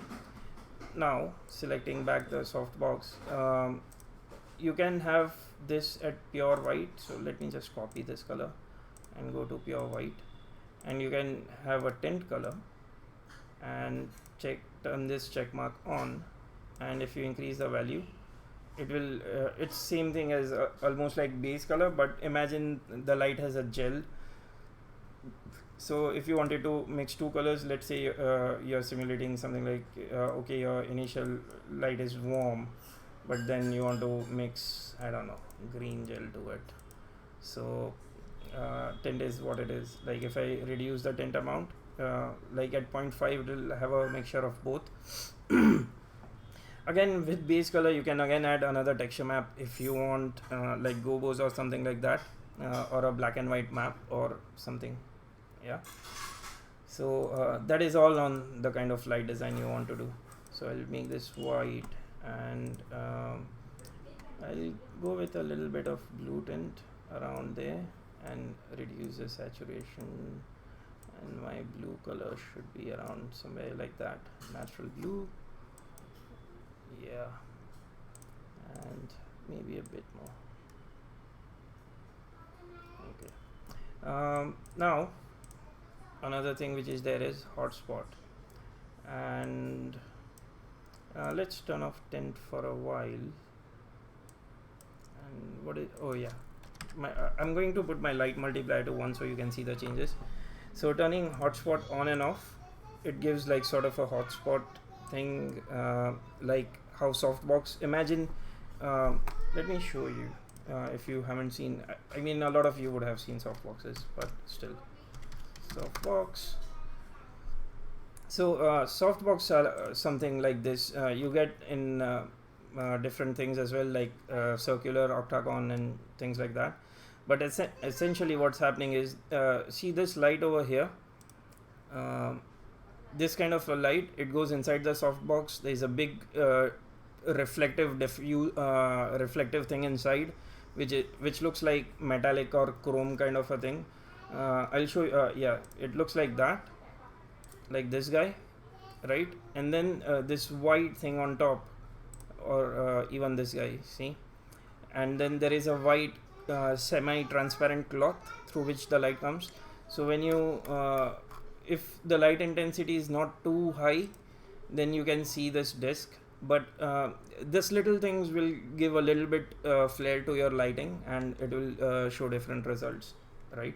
So hotspot, you can have its strength. Again, you can have hotspot color to be something else, and I'm making extreme examples here so you guys can see. So you can emulate that, yes, there's a warm light inside this, but then there's a diffuser through which the light is coming, plus the tint color. Maybe there is a this softbox outer thing is made of light blue color, I don't know. Things like that, right? So and again, you can increase the strength of that as per your requirements. If you put it on 5, it will give 0.5. You can change the outer inner radius and software. So if I reduce my outer radius, you'll see that this has decreased, and if I make my inner radius smaller than that, it will go inside. And softness I can increase. So what is the fall off on that, right? So outer radius 0.5, maybe inner radius 0.4. I can bring down softness to 0. Okay, minimum is 1, I think. No, it's not. So default was that. So I can increase how much fall off I want over there. Another thing which is there, so I'll turn off hotspot, and you can have all of this on together. Then you got vignette. So this I find really helpful for this kind of light design. If I want this gradients, right? And I'm showing this with the light here, so we know which direction the thing is going. So this left corner is the top corner of my light, and obviously you can change color of this as well. If you double click on that, you can go red and say okay, and you will get a red vignette, or change the white light to, I don't know, green, and let the crazy lighting begin. I use strong colors, so it's really obvious what's happening, and then I usually go back to natural things. Yeah. And even with values, I have a habit of bumping things up like 2, 3, 4 times just to see if things are working the way it should, and then like I said, go back to natural thing. You can flip the direction with this flip. Yeah, There is U vignette. So now let me flip in this case. So now I'm going from left to right, right? So this is basically what they call bandos in lighting, right? So if I turn this on, as you can see, I'm let me get this light a bit inside the frame. As you can see, I'm cutting things from left and right corner and going in, right? And this is like a generic ramp. If I wanted light in between, I can double click, give a color to be sure, and then make this guy black, right? So, and bring this guy in as well. So you see what I mean? So you can build similar things with gradient maps for other softwares like Arnold and all, Arnold, Renderman, what have you, doesn't matter, Redshift. But this is what I really like about V-Ray Softbox, because then I have got a lot of control in one place as per how softboxes work. So let me turn this U vignette on. There is radial vignette, so just the opposite of hotspot. So if I increase this and flip this over, so that's my hotspot, and the rest of the things are black. And another interesting one is this frame. See how the borders change over here, right? Let me bring this in. So your softbox when lit will be lit something like this, right? It will have this frame happening, and I kind of like that. You can change tint color as usual. So a lot of control over here, right? And I forgot to turn it on. So yeah, and then you can add more noise to it. So if I say fractal and give an amount, then it will start breaking things up there. If I increase the size, is it becoming bigger or smaller? Let's see. And like I said, go extreme and you shall know. Yeah, so if I increase the size, the fractal is becoming bigger, obviously. And if I go smaller, then it will be like granules. See how smaller the granules are becoming. You can increase the levels to 6, so you get more smaller details in between. So but yeah, for Studio Light I probably wouldn't use fractals, and I definitely don't want to use tint. Put amount to 0. So yeah, that's softbox. Since I've butchered this one totally, I'm going to clear this from here and just get myself a new one. V-Ray Softbox. Press OK and pull it over here and say instance. So yeah, I've got a clean slate to work from. My light settings is at 1, so let's get into the actual lighting now. So 1, I need a highlight which is coming, it's backlit obviously, and it's falling off in a gradient like that. So my light, let me try and make some space. I can keep this guy over here, make it a bit more smaller.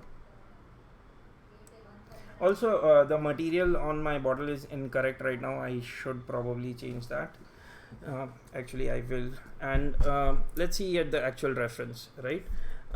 This thing is and I have the photos here, I forgot. So as you can see, my bottle is really matte finish, so it won't be so much as reflection as much as light falling on top. So let's get let's just shine this light for now like this and bring this closer, right? And I'm keeping a default of 1 for now, and then I might have to pump this up because my scene is really dark, so maybe somewhere like that.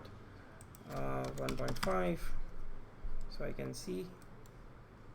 And now I'll just concentrate on the material properties. So left side is shadow area, this is my light highlight area. Utilities, I'll reset my material editor slots because it was getting full and I don't need that. So select that, selecting my eyedropper, I'll just take material for this. Okay, it's material V-Ray material itself. So cap shader, it needs to be really dark for sure. So blacks seem fine. Reflection glossiness, I'll put it to 0.85 roughly, and now it's really reflective. Maybe 0.5. Yeah, so 0.5 is giving nice results. It's giving that matte feel to it. And let me pull this back so I can actually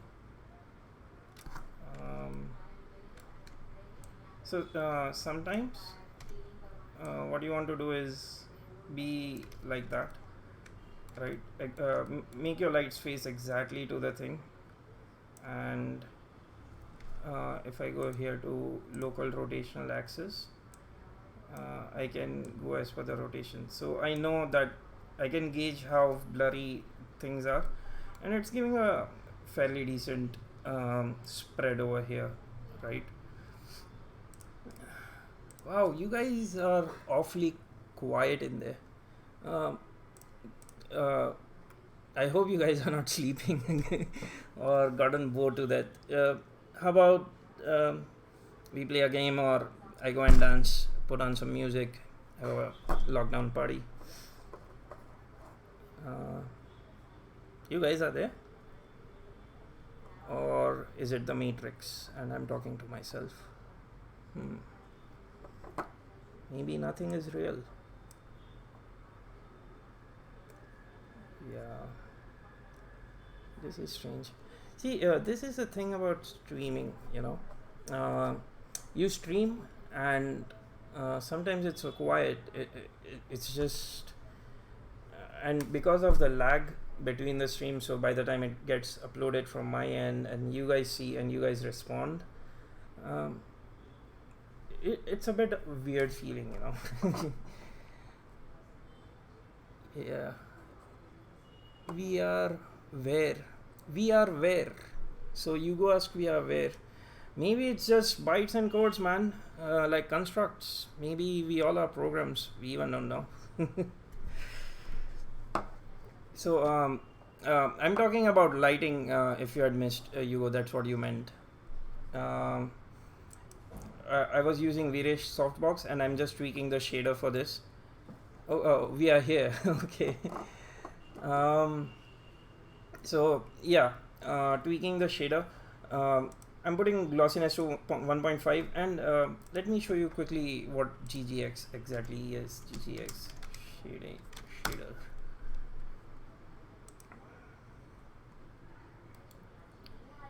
So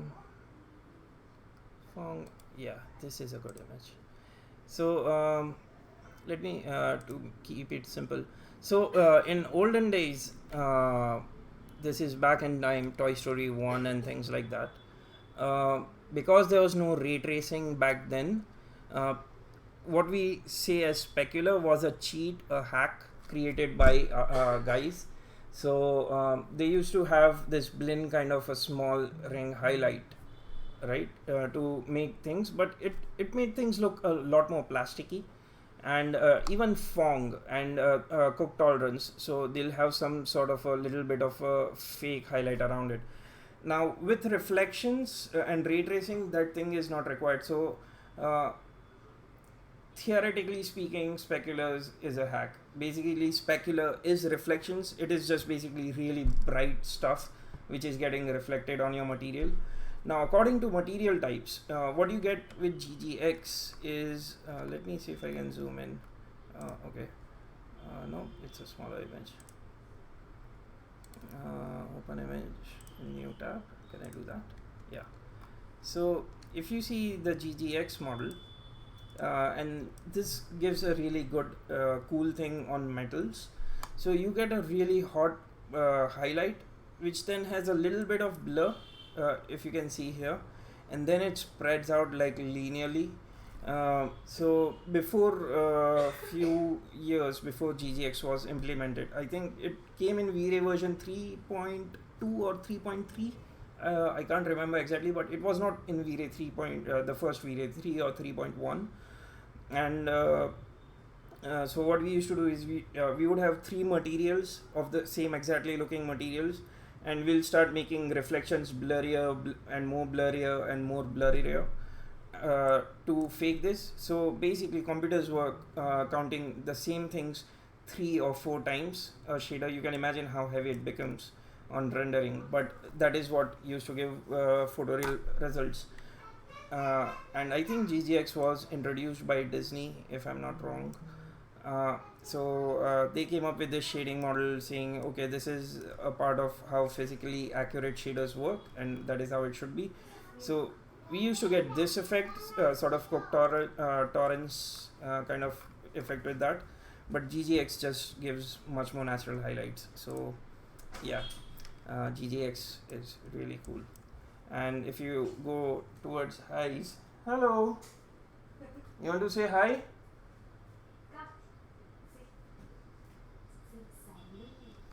Hi, come. It's okay, come. So, I'm sorry guys, that's my daughter, Shania. Say hello. Hello. Say in French. Salut. Salut. Je m'appelle. Ça m'appelle What je m'appelle? Sanaya. Yeah, tell it in camera, not to me. Okay, listen, daddy's almost done. Give me 10-15 minutes, okay? Okay. Yeah. I can take my this badminton. Yeah, sure. Take your badminton.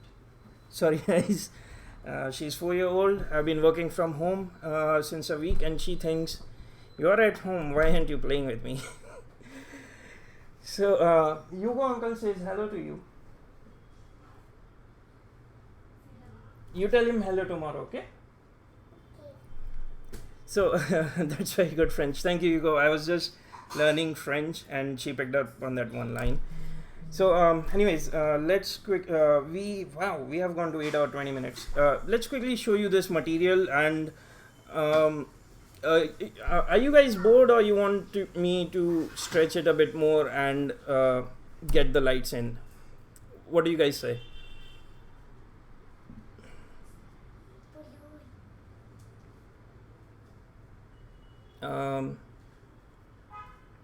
No opinions?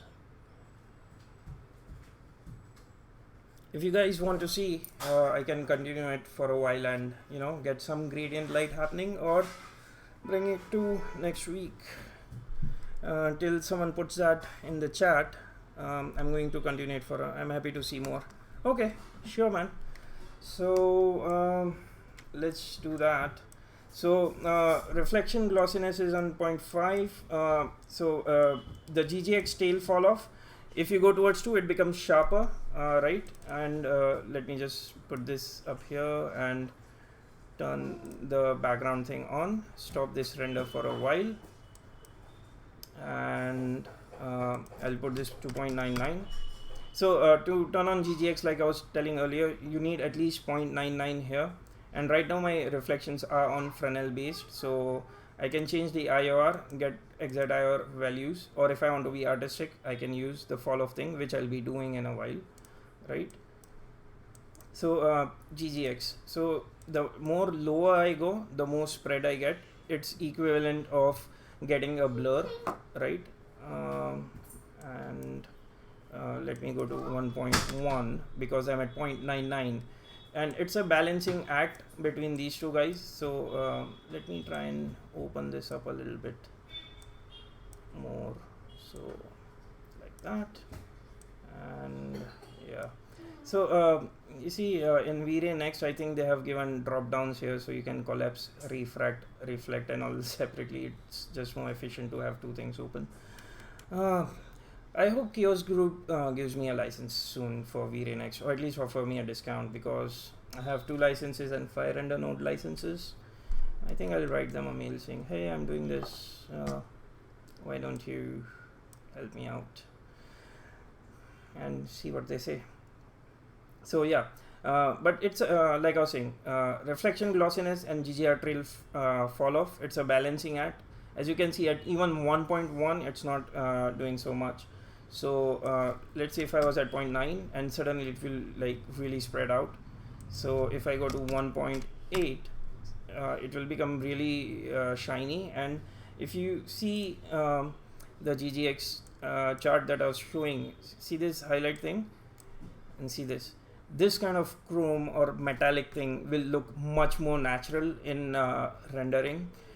Sadly, we don't have any metallic things in this particular render, so when we get to that, you'll really get to see the difference. But it's this subtle things which makes a huge difference. So I need things fairly blurred.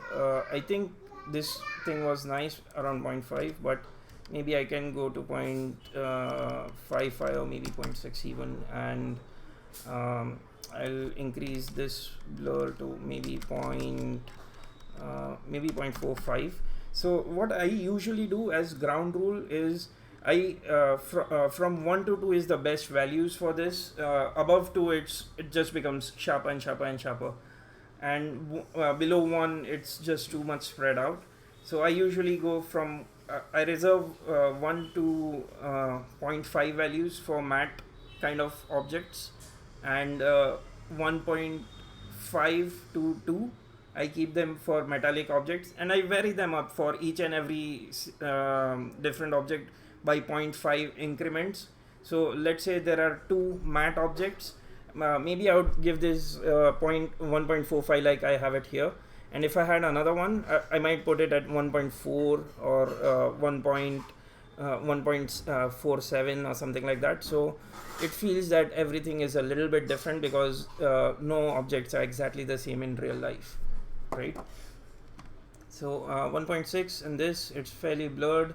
Now because my lights are not see my chrome ball is my material ball is looking gray.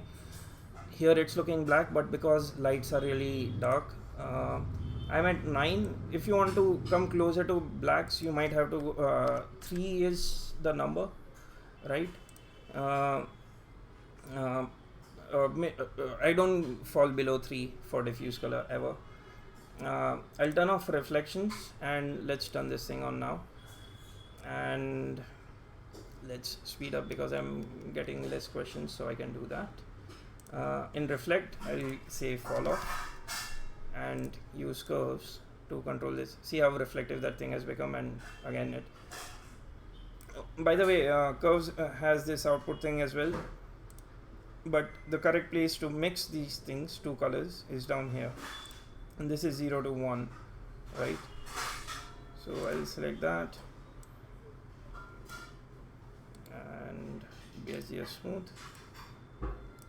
And so there is one more web page.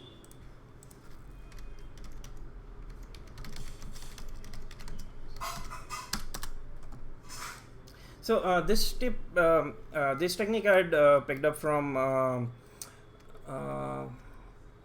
Grant Warwick.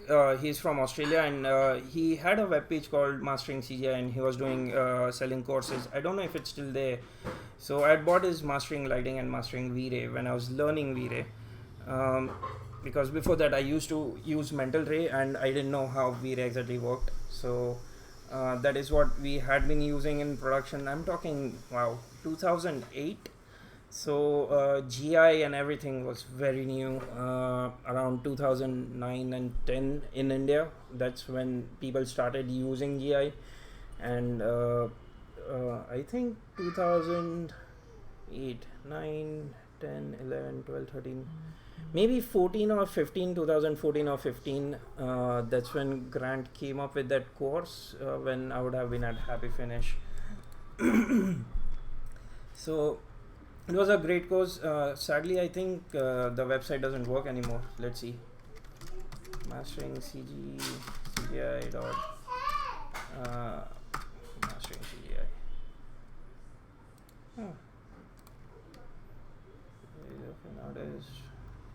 Yeah, he used to stream as well, but I don't know. He's just gone quiet, like radio silence. I don't know what happened to Grant. He just has like dropped off the grid, to be honest. But like, see the trees and everything. It looks really natural. Like, he was an excellent artist for sure. I don't know what's up with him. I tried connecting with him, and there's no response. So see this metals, and yeah, this is his famous chrome ball that he gave with the course and free out to test materials. So this thin thing you can test it for transparent, translucent things, and the GGX kind of highlights are coming here. There's no particular sharp one here. It's very brushed metal, so you can't see. One thing that I've started to do see in CGI trend when people are showing models and materials is having this chrome ball, gray ball, and Macbeth chart. I need to ask someone who's working in films currently that why in models they are showing it. It's CG. Mostly you'll get a calibrated HDRI. I don't know. This is something I need to ask someone from the industry. If one of you guys know why they are doing this in CG, let me know. Because this thing, you'd use it to color balance your thing in Nuke, right? Your black points and white points. And reflection is for HDRI. And second thing, you can just see set while modeling things to see roughly where the placement of things is. And gray light is, again, to gauge how the lights are. Oh, okay, you go. Maybe I'll ask you tomorrow in the live stream and you can let me know. Because I understand that I can know how things are reflective and lighting. But this is a CG render, right? With the real spheres filmed on set. Oh, okay. I see. But then what he has put here, whoever this artist is, this is not Grant, by the way. Um, whoever the artist guy is, he's put that thing in the CG render, right? It is not the actual gray film ball filmed on set. Like I shoot them on film as well. That is because I get my light directions and how it's acting on diffuse surface versus reflective surface, and with chrome ball also understand the position of lights. So if you film a plate, you have the HDRI from set. So if the ones from CG match, oh okay, maybe that's why. That's cool. So Hugo says, the plate that we have filmed on set and we render in CGI, and if it matches the plate, it is good, which makes sense, obviously. But like I was saying, yes, but this way you can check if the real one and the CGI can match. Yeah, I mean, yeah, it makes sense. But a lot of people, modelers, what they have been doing, because I've seen this in modeling showreels, they have not shot their own HDRs or anything, and then they are putting this. I don't know. I find it funny. If it was a live plate and I was matching with that, it's a different thing. But if you are just showing off a model, I don't know. Maybe it shows that okay, the lighting work, like to show the HDR and light, and show that okay, the material is working in all the different lighting conditions the way it should. It's like really physical. That is one use I can see. But then color chart, it just doesn't make sense to me. Maybe I'm losing my mind. I'll ask you this question tomorrow, man. If you have time, maybe you can.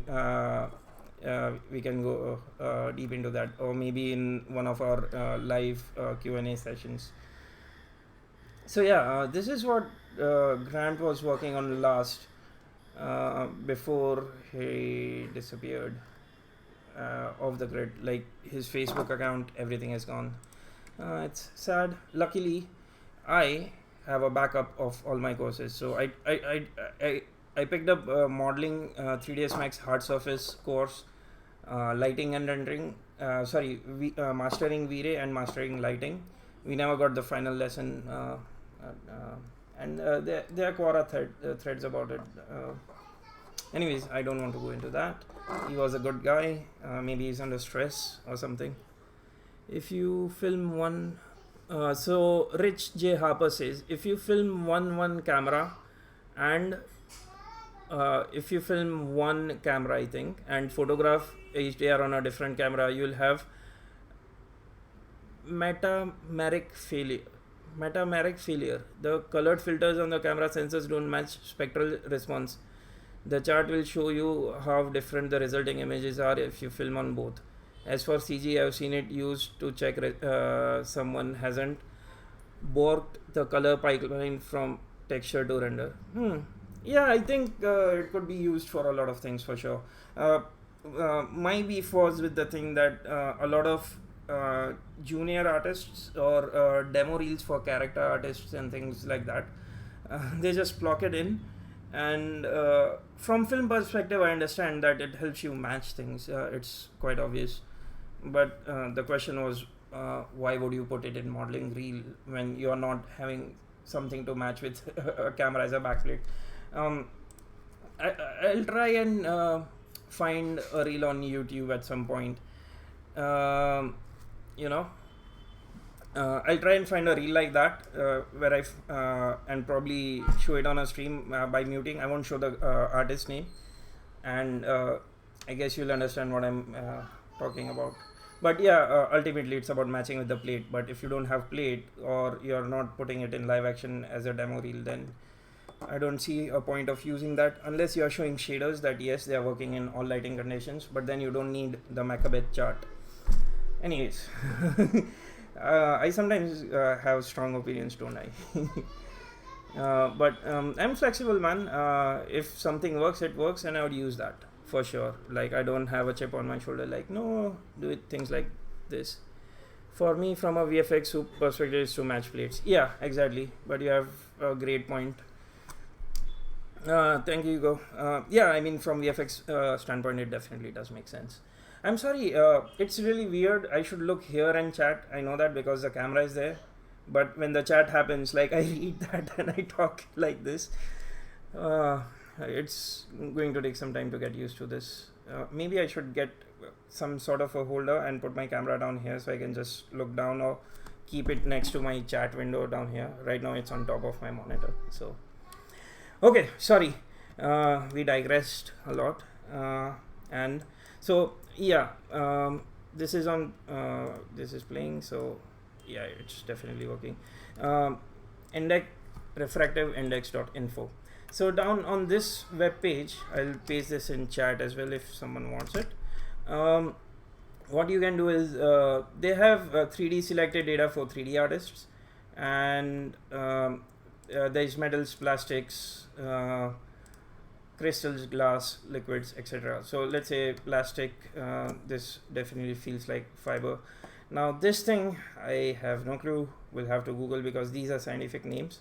But okay, they are different books. So if I select plastics, and if I go down here, and like I said, I picked this thing up from Grant. I think, yeah, this was one of the lessons. So if you write red color, right, and go to Wikipedia, let me minimize this, Control M, Control M. Down here, see this, nanometers, 625 to 740, right? So if I then go here and angle of incidence, and this copy, frequency 48, where is that thing gone? I think, one sec. Micrometer. Okay, so I need a conversion from micrometer to nanometer. So 1 micrometer equals question mark nanometer. Okay, so 1 micrometer is 10,000 nanometers. Now here this is nm, right? So 625 to 740. So if I average that out, calculator, so 740 minus 625 is 115. So 115 divided by 2 is 57.5. So that's halfway from 625 plus 57.5 I'm being a bit too scientific, but oh crap. 57.5, right? 625 plus 57.5 will give me 682.5. So I would round it up to 680 or 690, right? So if I let's say if I was making a red plastic, right? I can put one second. Where did that thing go? Is it here? Yeah, wavelength down here. So my red wavelength would be, where's my calculator? 680. Okay. So if I put my 680 over here, oh, one second, in my Google thing. So 680. So it is 0.68. So okay, that's simple. So I just put a point in front of the number, right? So if I put 0.68 here and press enter, and if I go down here, I get this chart, right? And this one second, yeah, this side has changed a bit since I last visited. So if you want to be exact on the curve things, you take this curve, right, as polarized, and that is your red wavelength. So basically what you do is, depending on plastic or metals, and let's say if I wanted to make gold, right, now gold, you see this blue thing, actually it used to be this.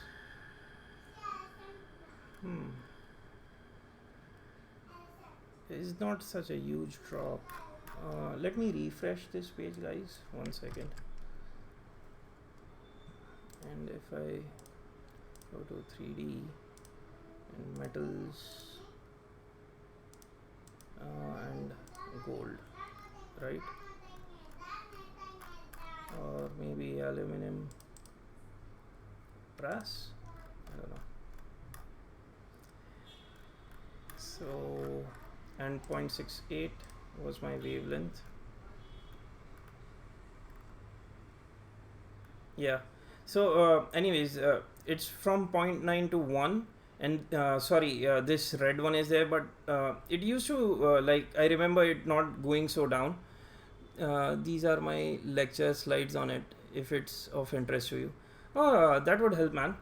But basically this is my red wavelength, right? And then I can do Google green color and blue color, and that will give me a gold color. So I roughly know how it works. So instead of this mix, right, if I just delete this, and if I come to my output, this is not accurate way, but it's not scientific either. So if I click RGB and bring this up and add a point around here and bring it down, Bezier smooth.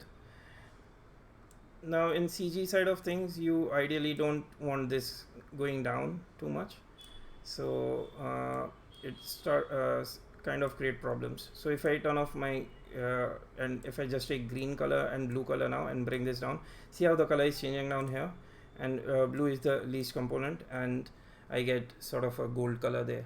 So basically from that web page you can download the JPEG, right, from refractiveindex.info. There was an option, yeah, download as PNG or JPEG, and have different materials and find this curve for red, green and blue channels, write it down that which image is for which channel, and yeah, you get different material types. Another one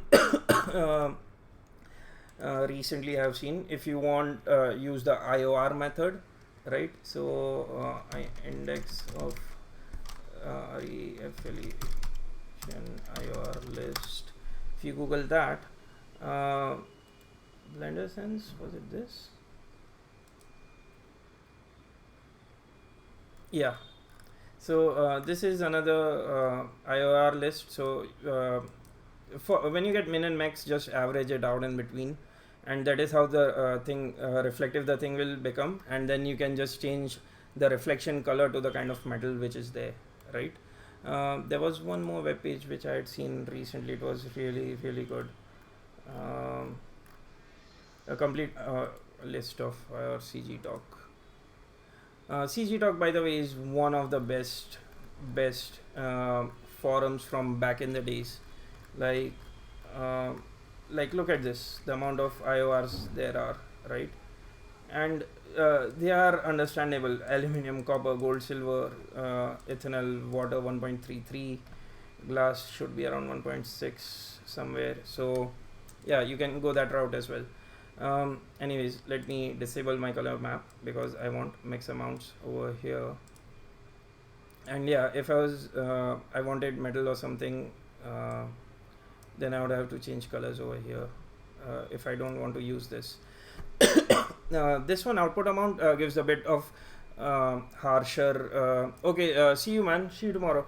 By the way, Hugo, before you leave quickly, can you do you have uh, like a Facebook event or something?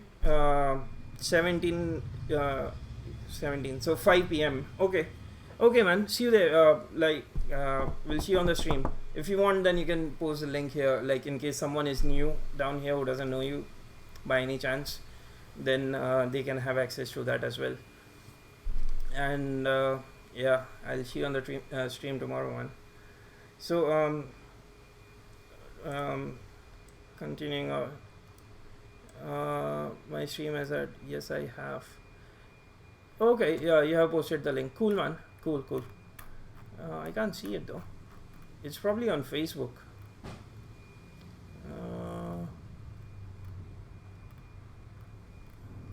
Okay, so Hugo is going to stream tomorrow at 5 p.m. in evening UK time, and his channel is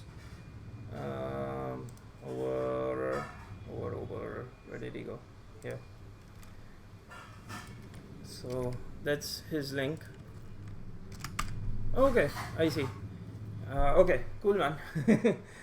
You beat me to it. So yeah, he's going to be live there tomorrow. So if any one of you don't know Hugo, he's amazing. He's a VFX supervisor and a director. He knows Nuke. He does gaming and Nuke streams on Twitch. He had taken a break for a while, and he's back from tomorrow at 5 p.m. UK time. So if in the event some of you in the chat don't know and you are interested in that, please join the stream. It's really amazing and fun. There are a lot of friends that we have made over time who are regulars. So yeah, I'll be there tomorrow. So see you all there with Hugo tomorrow as well. Yeah. Let's just quickly do this shader for today, and we'll stay live for next 15. Yeah. No problem, man. Anytime.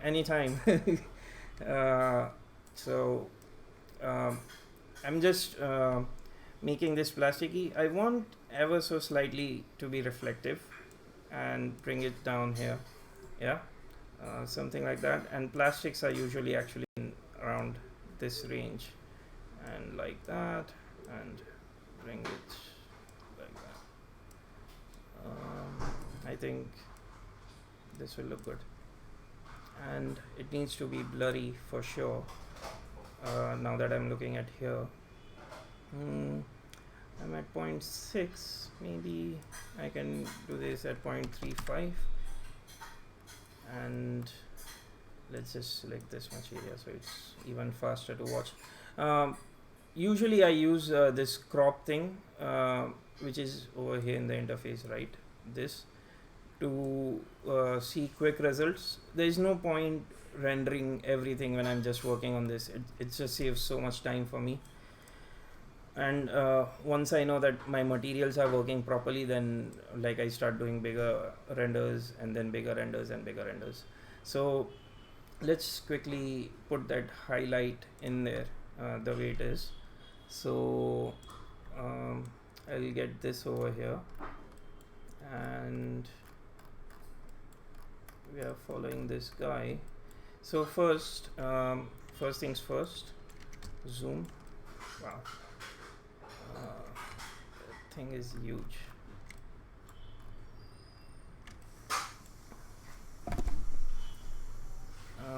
I'm changing my mode to selected object, so I rotate around it. Orbit around selection. Yep, maybe I need to select this and zoom. Yeah, so I need my gradient going from, and I should move my light as well now. So pull this back, press E, face it towards the camera so I can see it here, like that, and bring this guy in. Yeah, I have a softbox for it, so let's go to the softbox and quickly tweak the directionality of it. So instance, and I need to do nope, I want it like this, and see, it started cutting down here. So now I know that if I bring this in, it's from right to left, right? Correct. So let's get this guy and put this in view mode, zoom. Actually, let's go to top, and I don't want to see this directional fall off now, so it zooms into the actual center of the light, otherwise it was zooming to the whole thing, right? And I'll start moving this till I start seeing highlights over here, and move this guy. Now I know that this top corner is where my highlight is, so I can start placing it, and let's analyze this image a bit more. So it's quite a long light, so I'll an orthographic and perspective, move this guy down, and it's probably on a stand like this somewhere, and I think it's a one of those thinner lights, so it's probably like that, right? And for a while I'm going to make it glossy like this, my material. So instead of 0.6 I'll put it to 0.9 so I can see like sharp reflections. Yeah, cap shader, yep, and start moving the light to see where I'm getting my highlights. Increase the intensity a bit as well, and let's see.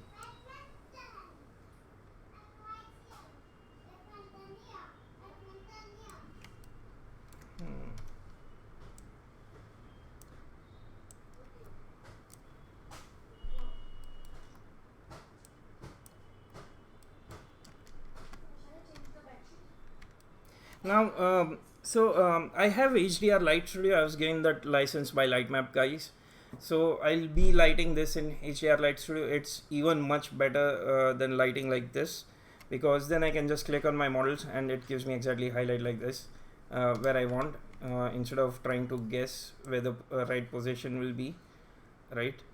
But I have to create few video tutorials before they give me permission to put it on live streams. So we'll have to wait it out a bit, but that is something that is definitely going to happen soon. And exactly for things like this, it's amazing. So I'll take this guy and where did it go? Vignette, and bring this guy.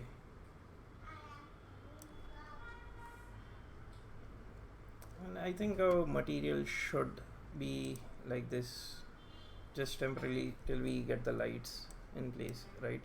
So 1.8, so it becomes much sharper, and reflection glossiness 0.9, and this is how we can quickly see that things are working. Since I have not worked on the shader a lot, it's okay. So I can put this here, reduce the contrast on my vignette. So why is this resetting?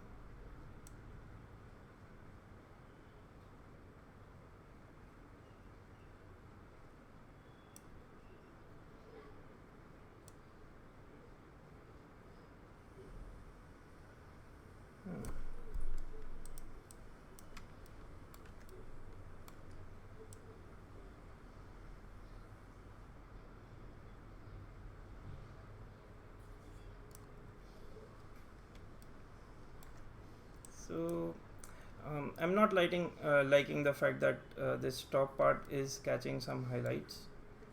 So let's see why is that. And one more thing probably I can do is on the model itself, and group open, select this guy, select that, and select this, keep end preview on, and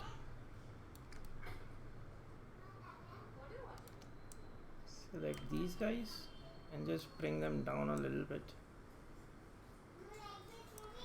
and it's a little bit better. And probably, yeah, because my model is tilted, rotated, I won't go with this, because if I do local, it's going to do all sorts of weird stuff. You can have custom working pivot, but right now, since today is not about modeling, let's stick to this, right? Let me deselect the words and come back to this. Okay, so even if you see this is also having that kind of effect where you are getting this light coming out, but I want to soften out this gradient. Oops. Group close. I should probably lock down this guy as well, so do that. And okay, I swear to God I had moved this thing, and if I select outside, select here and come back here and go down, this is weird. I think it might be a bug or something, because I moved it here, it's showing me in the correct place, but down here it's going back to 0. Let me close material editor and open it again. Is it a bug? That's strange. That's so strange. Interesting. This has never happened before. You see, I'm moving this and this is not updating either, so hold on. Manual update toggle. No. Provide background custom backlight. Utilities. Condense material editor.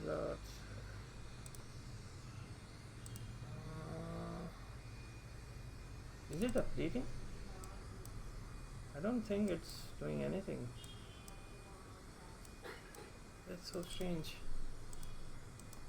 Wait.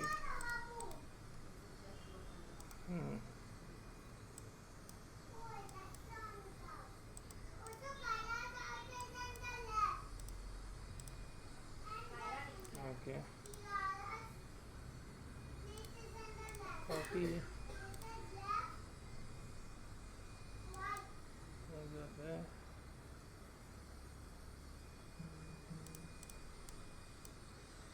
Oh, okay. Let's see for this one. Are you updating, my friend?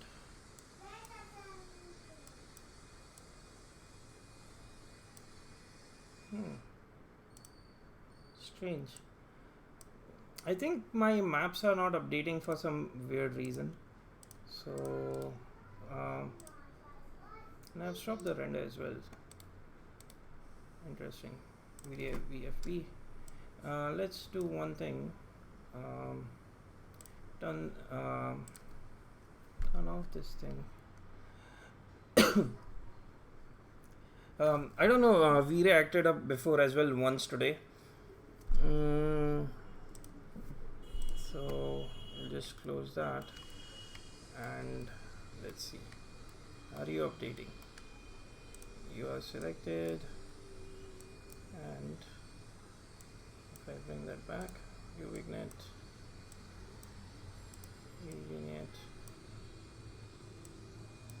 yeah, see, it's not updating. For some reason this thing is stuck. I guess let's call it a day, guys. It's been 3 hours.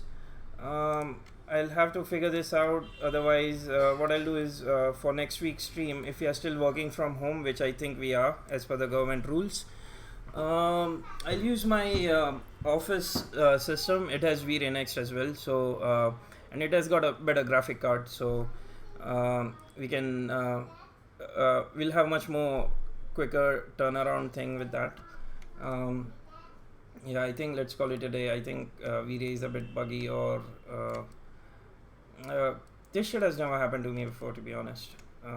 It always works, but maybe because I'm streaming and everything, and maybe CPU load is too high and it's not refreshing, I don't know. So we'll continue lighting this guy up and match these lights very quickly next week, and get into glass shaders. So next week is glass and shaders, and finish up the basic light. Yeah, and we'll try and have one more stream after that for Photoshop and post process. I aim to finish that next week for sure. Thank you for joining me, guys, and if you are there in Hugo stream tomorrow, I'll see you guys then. Take care. Bye bye.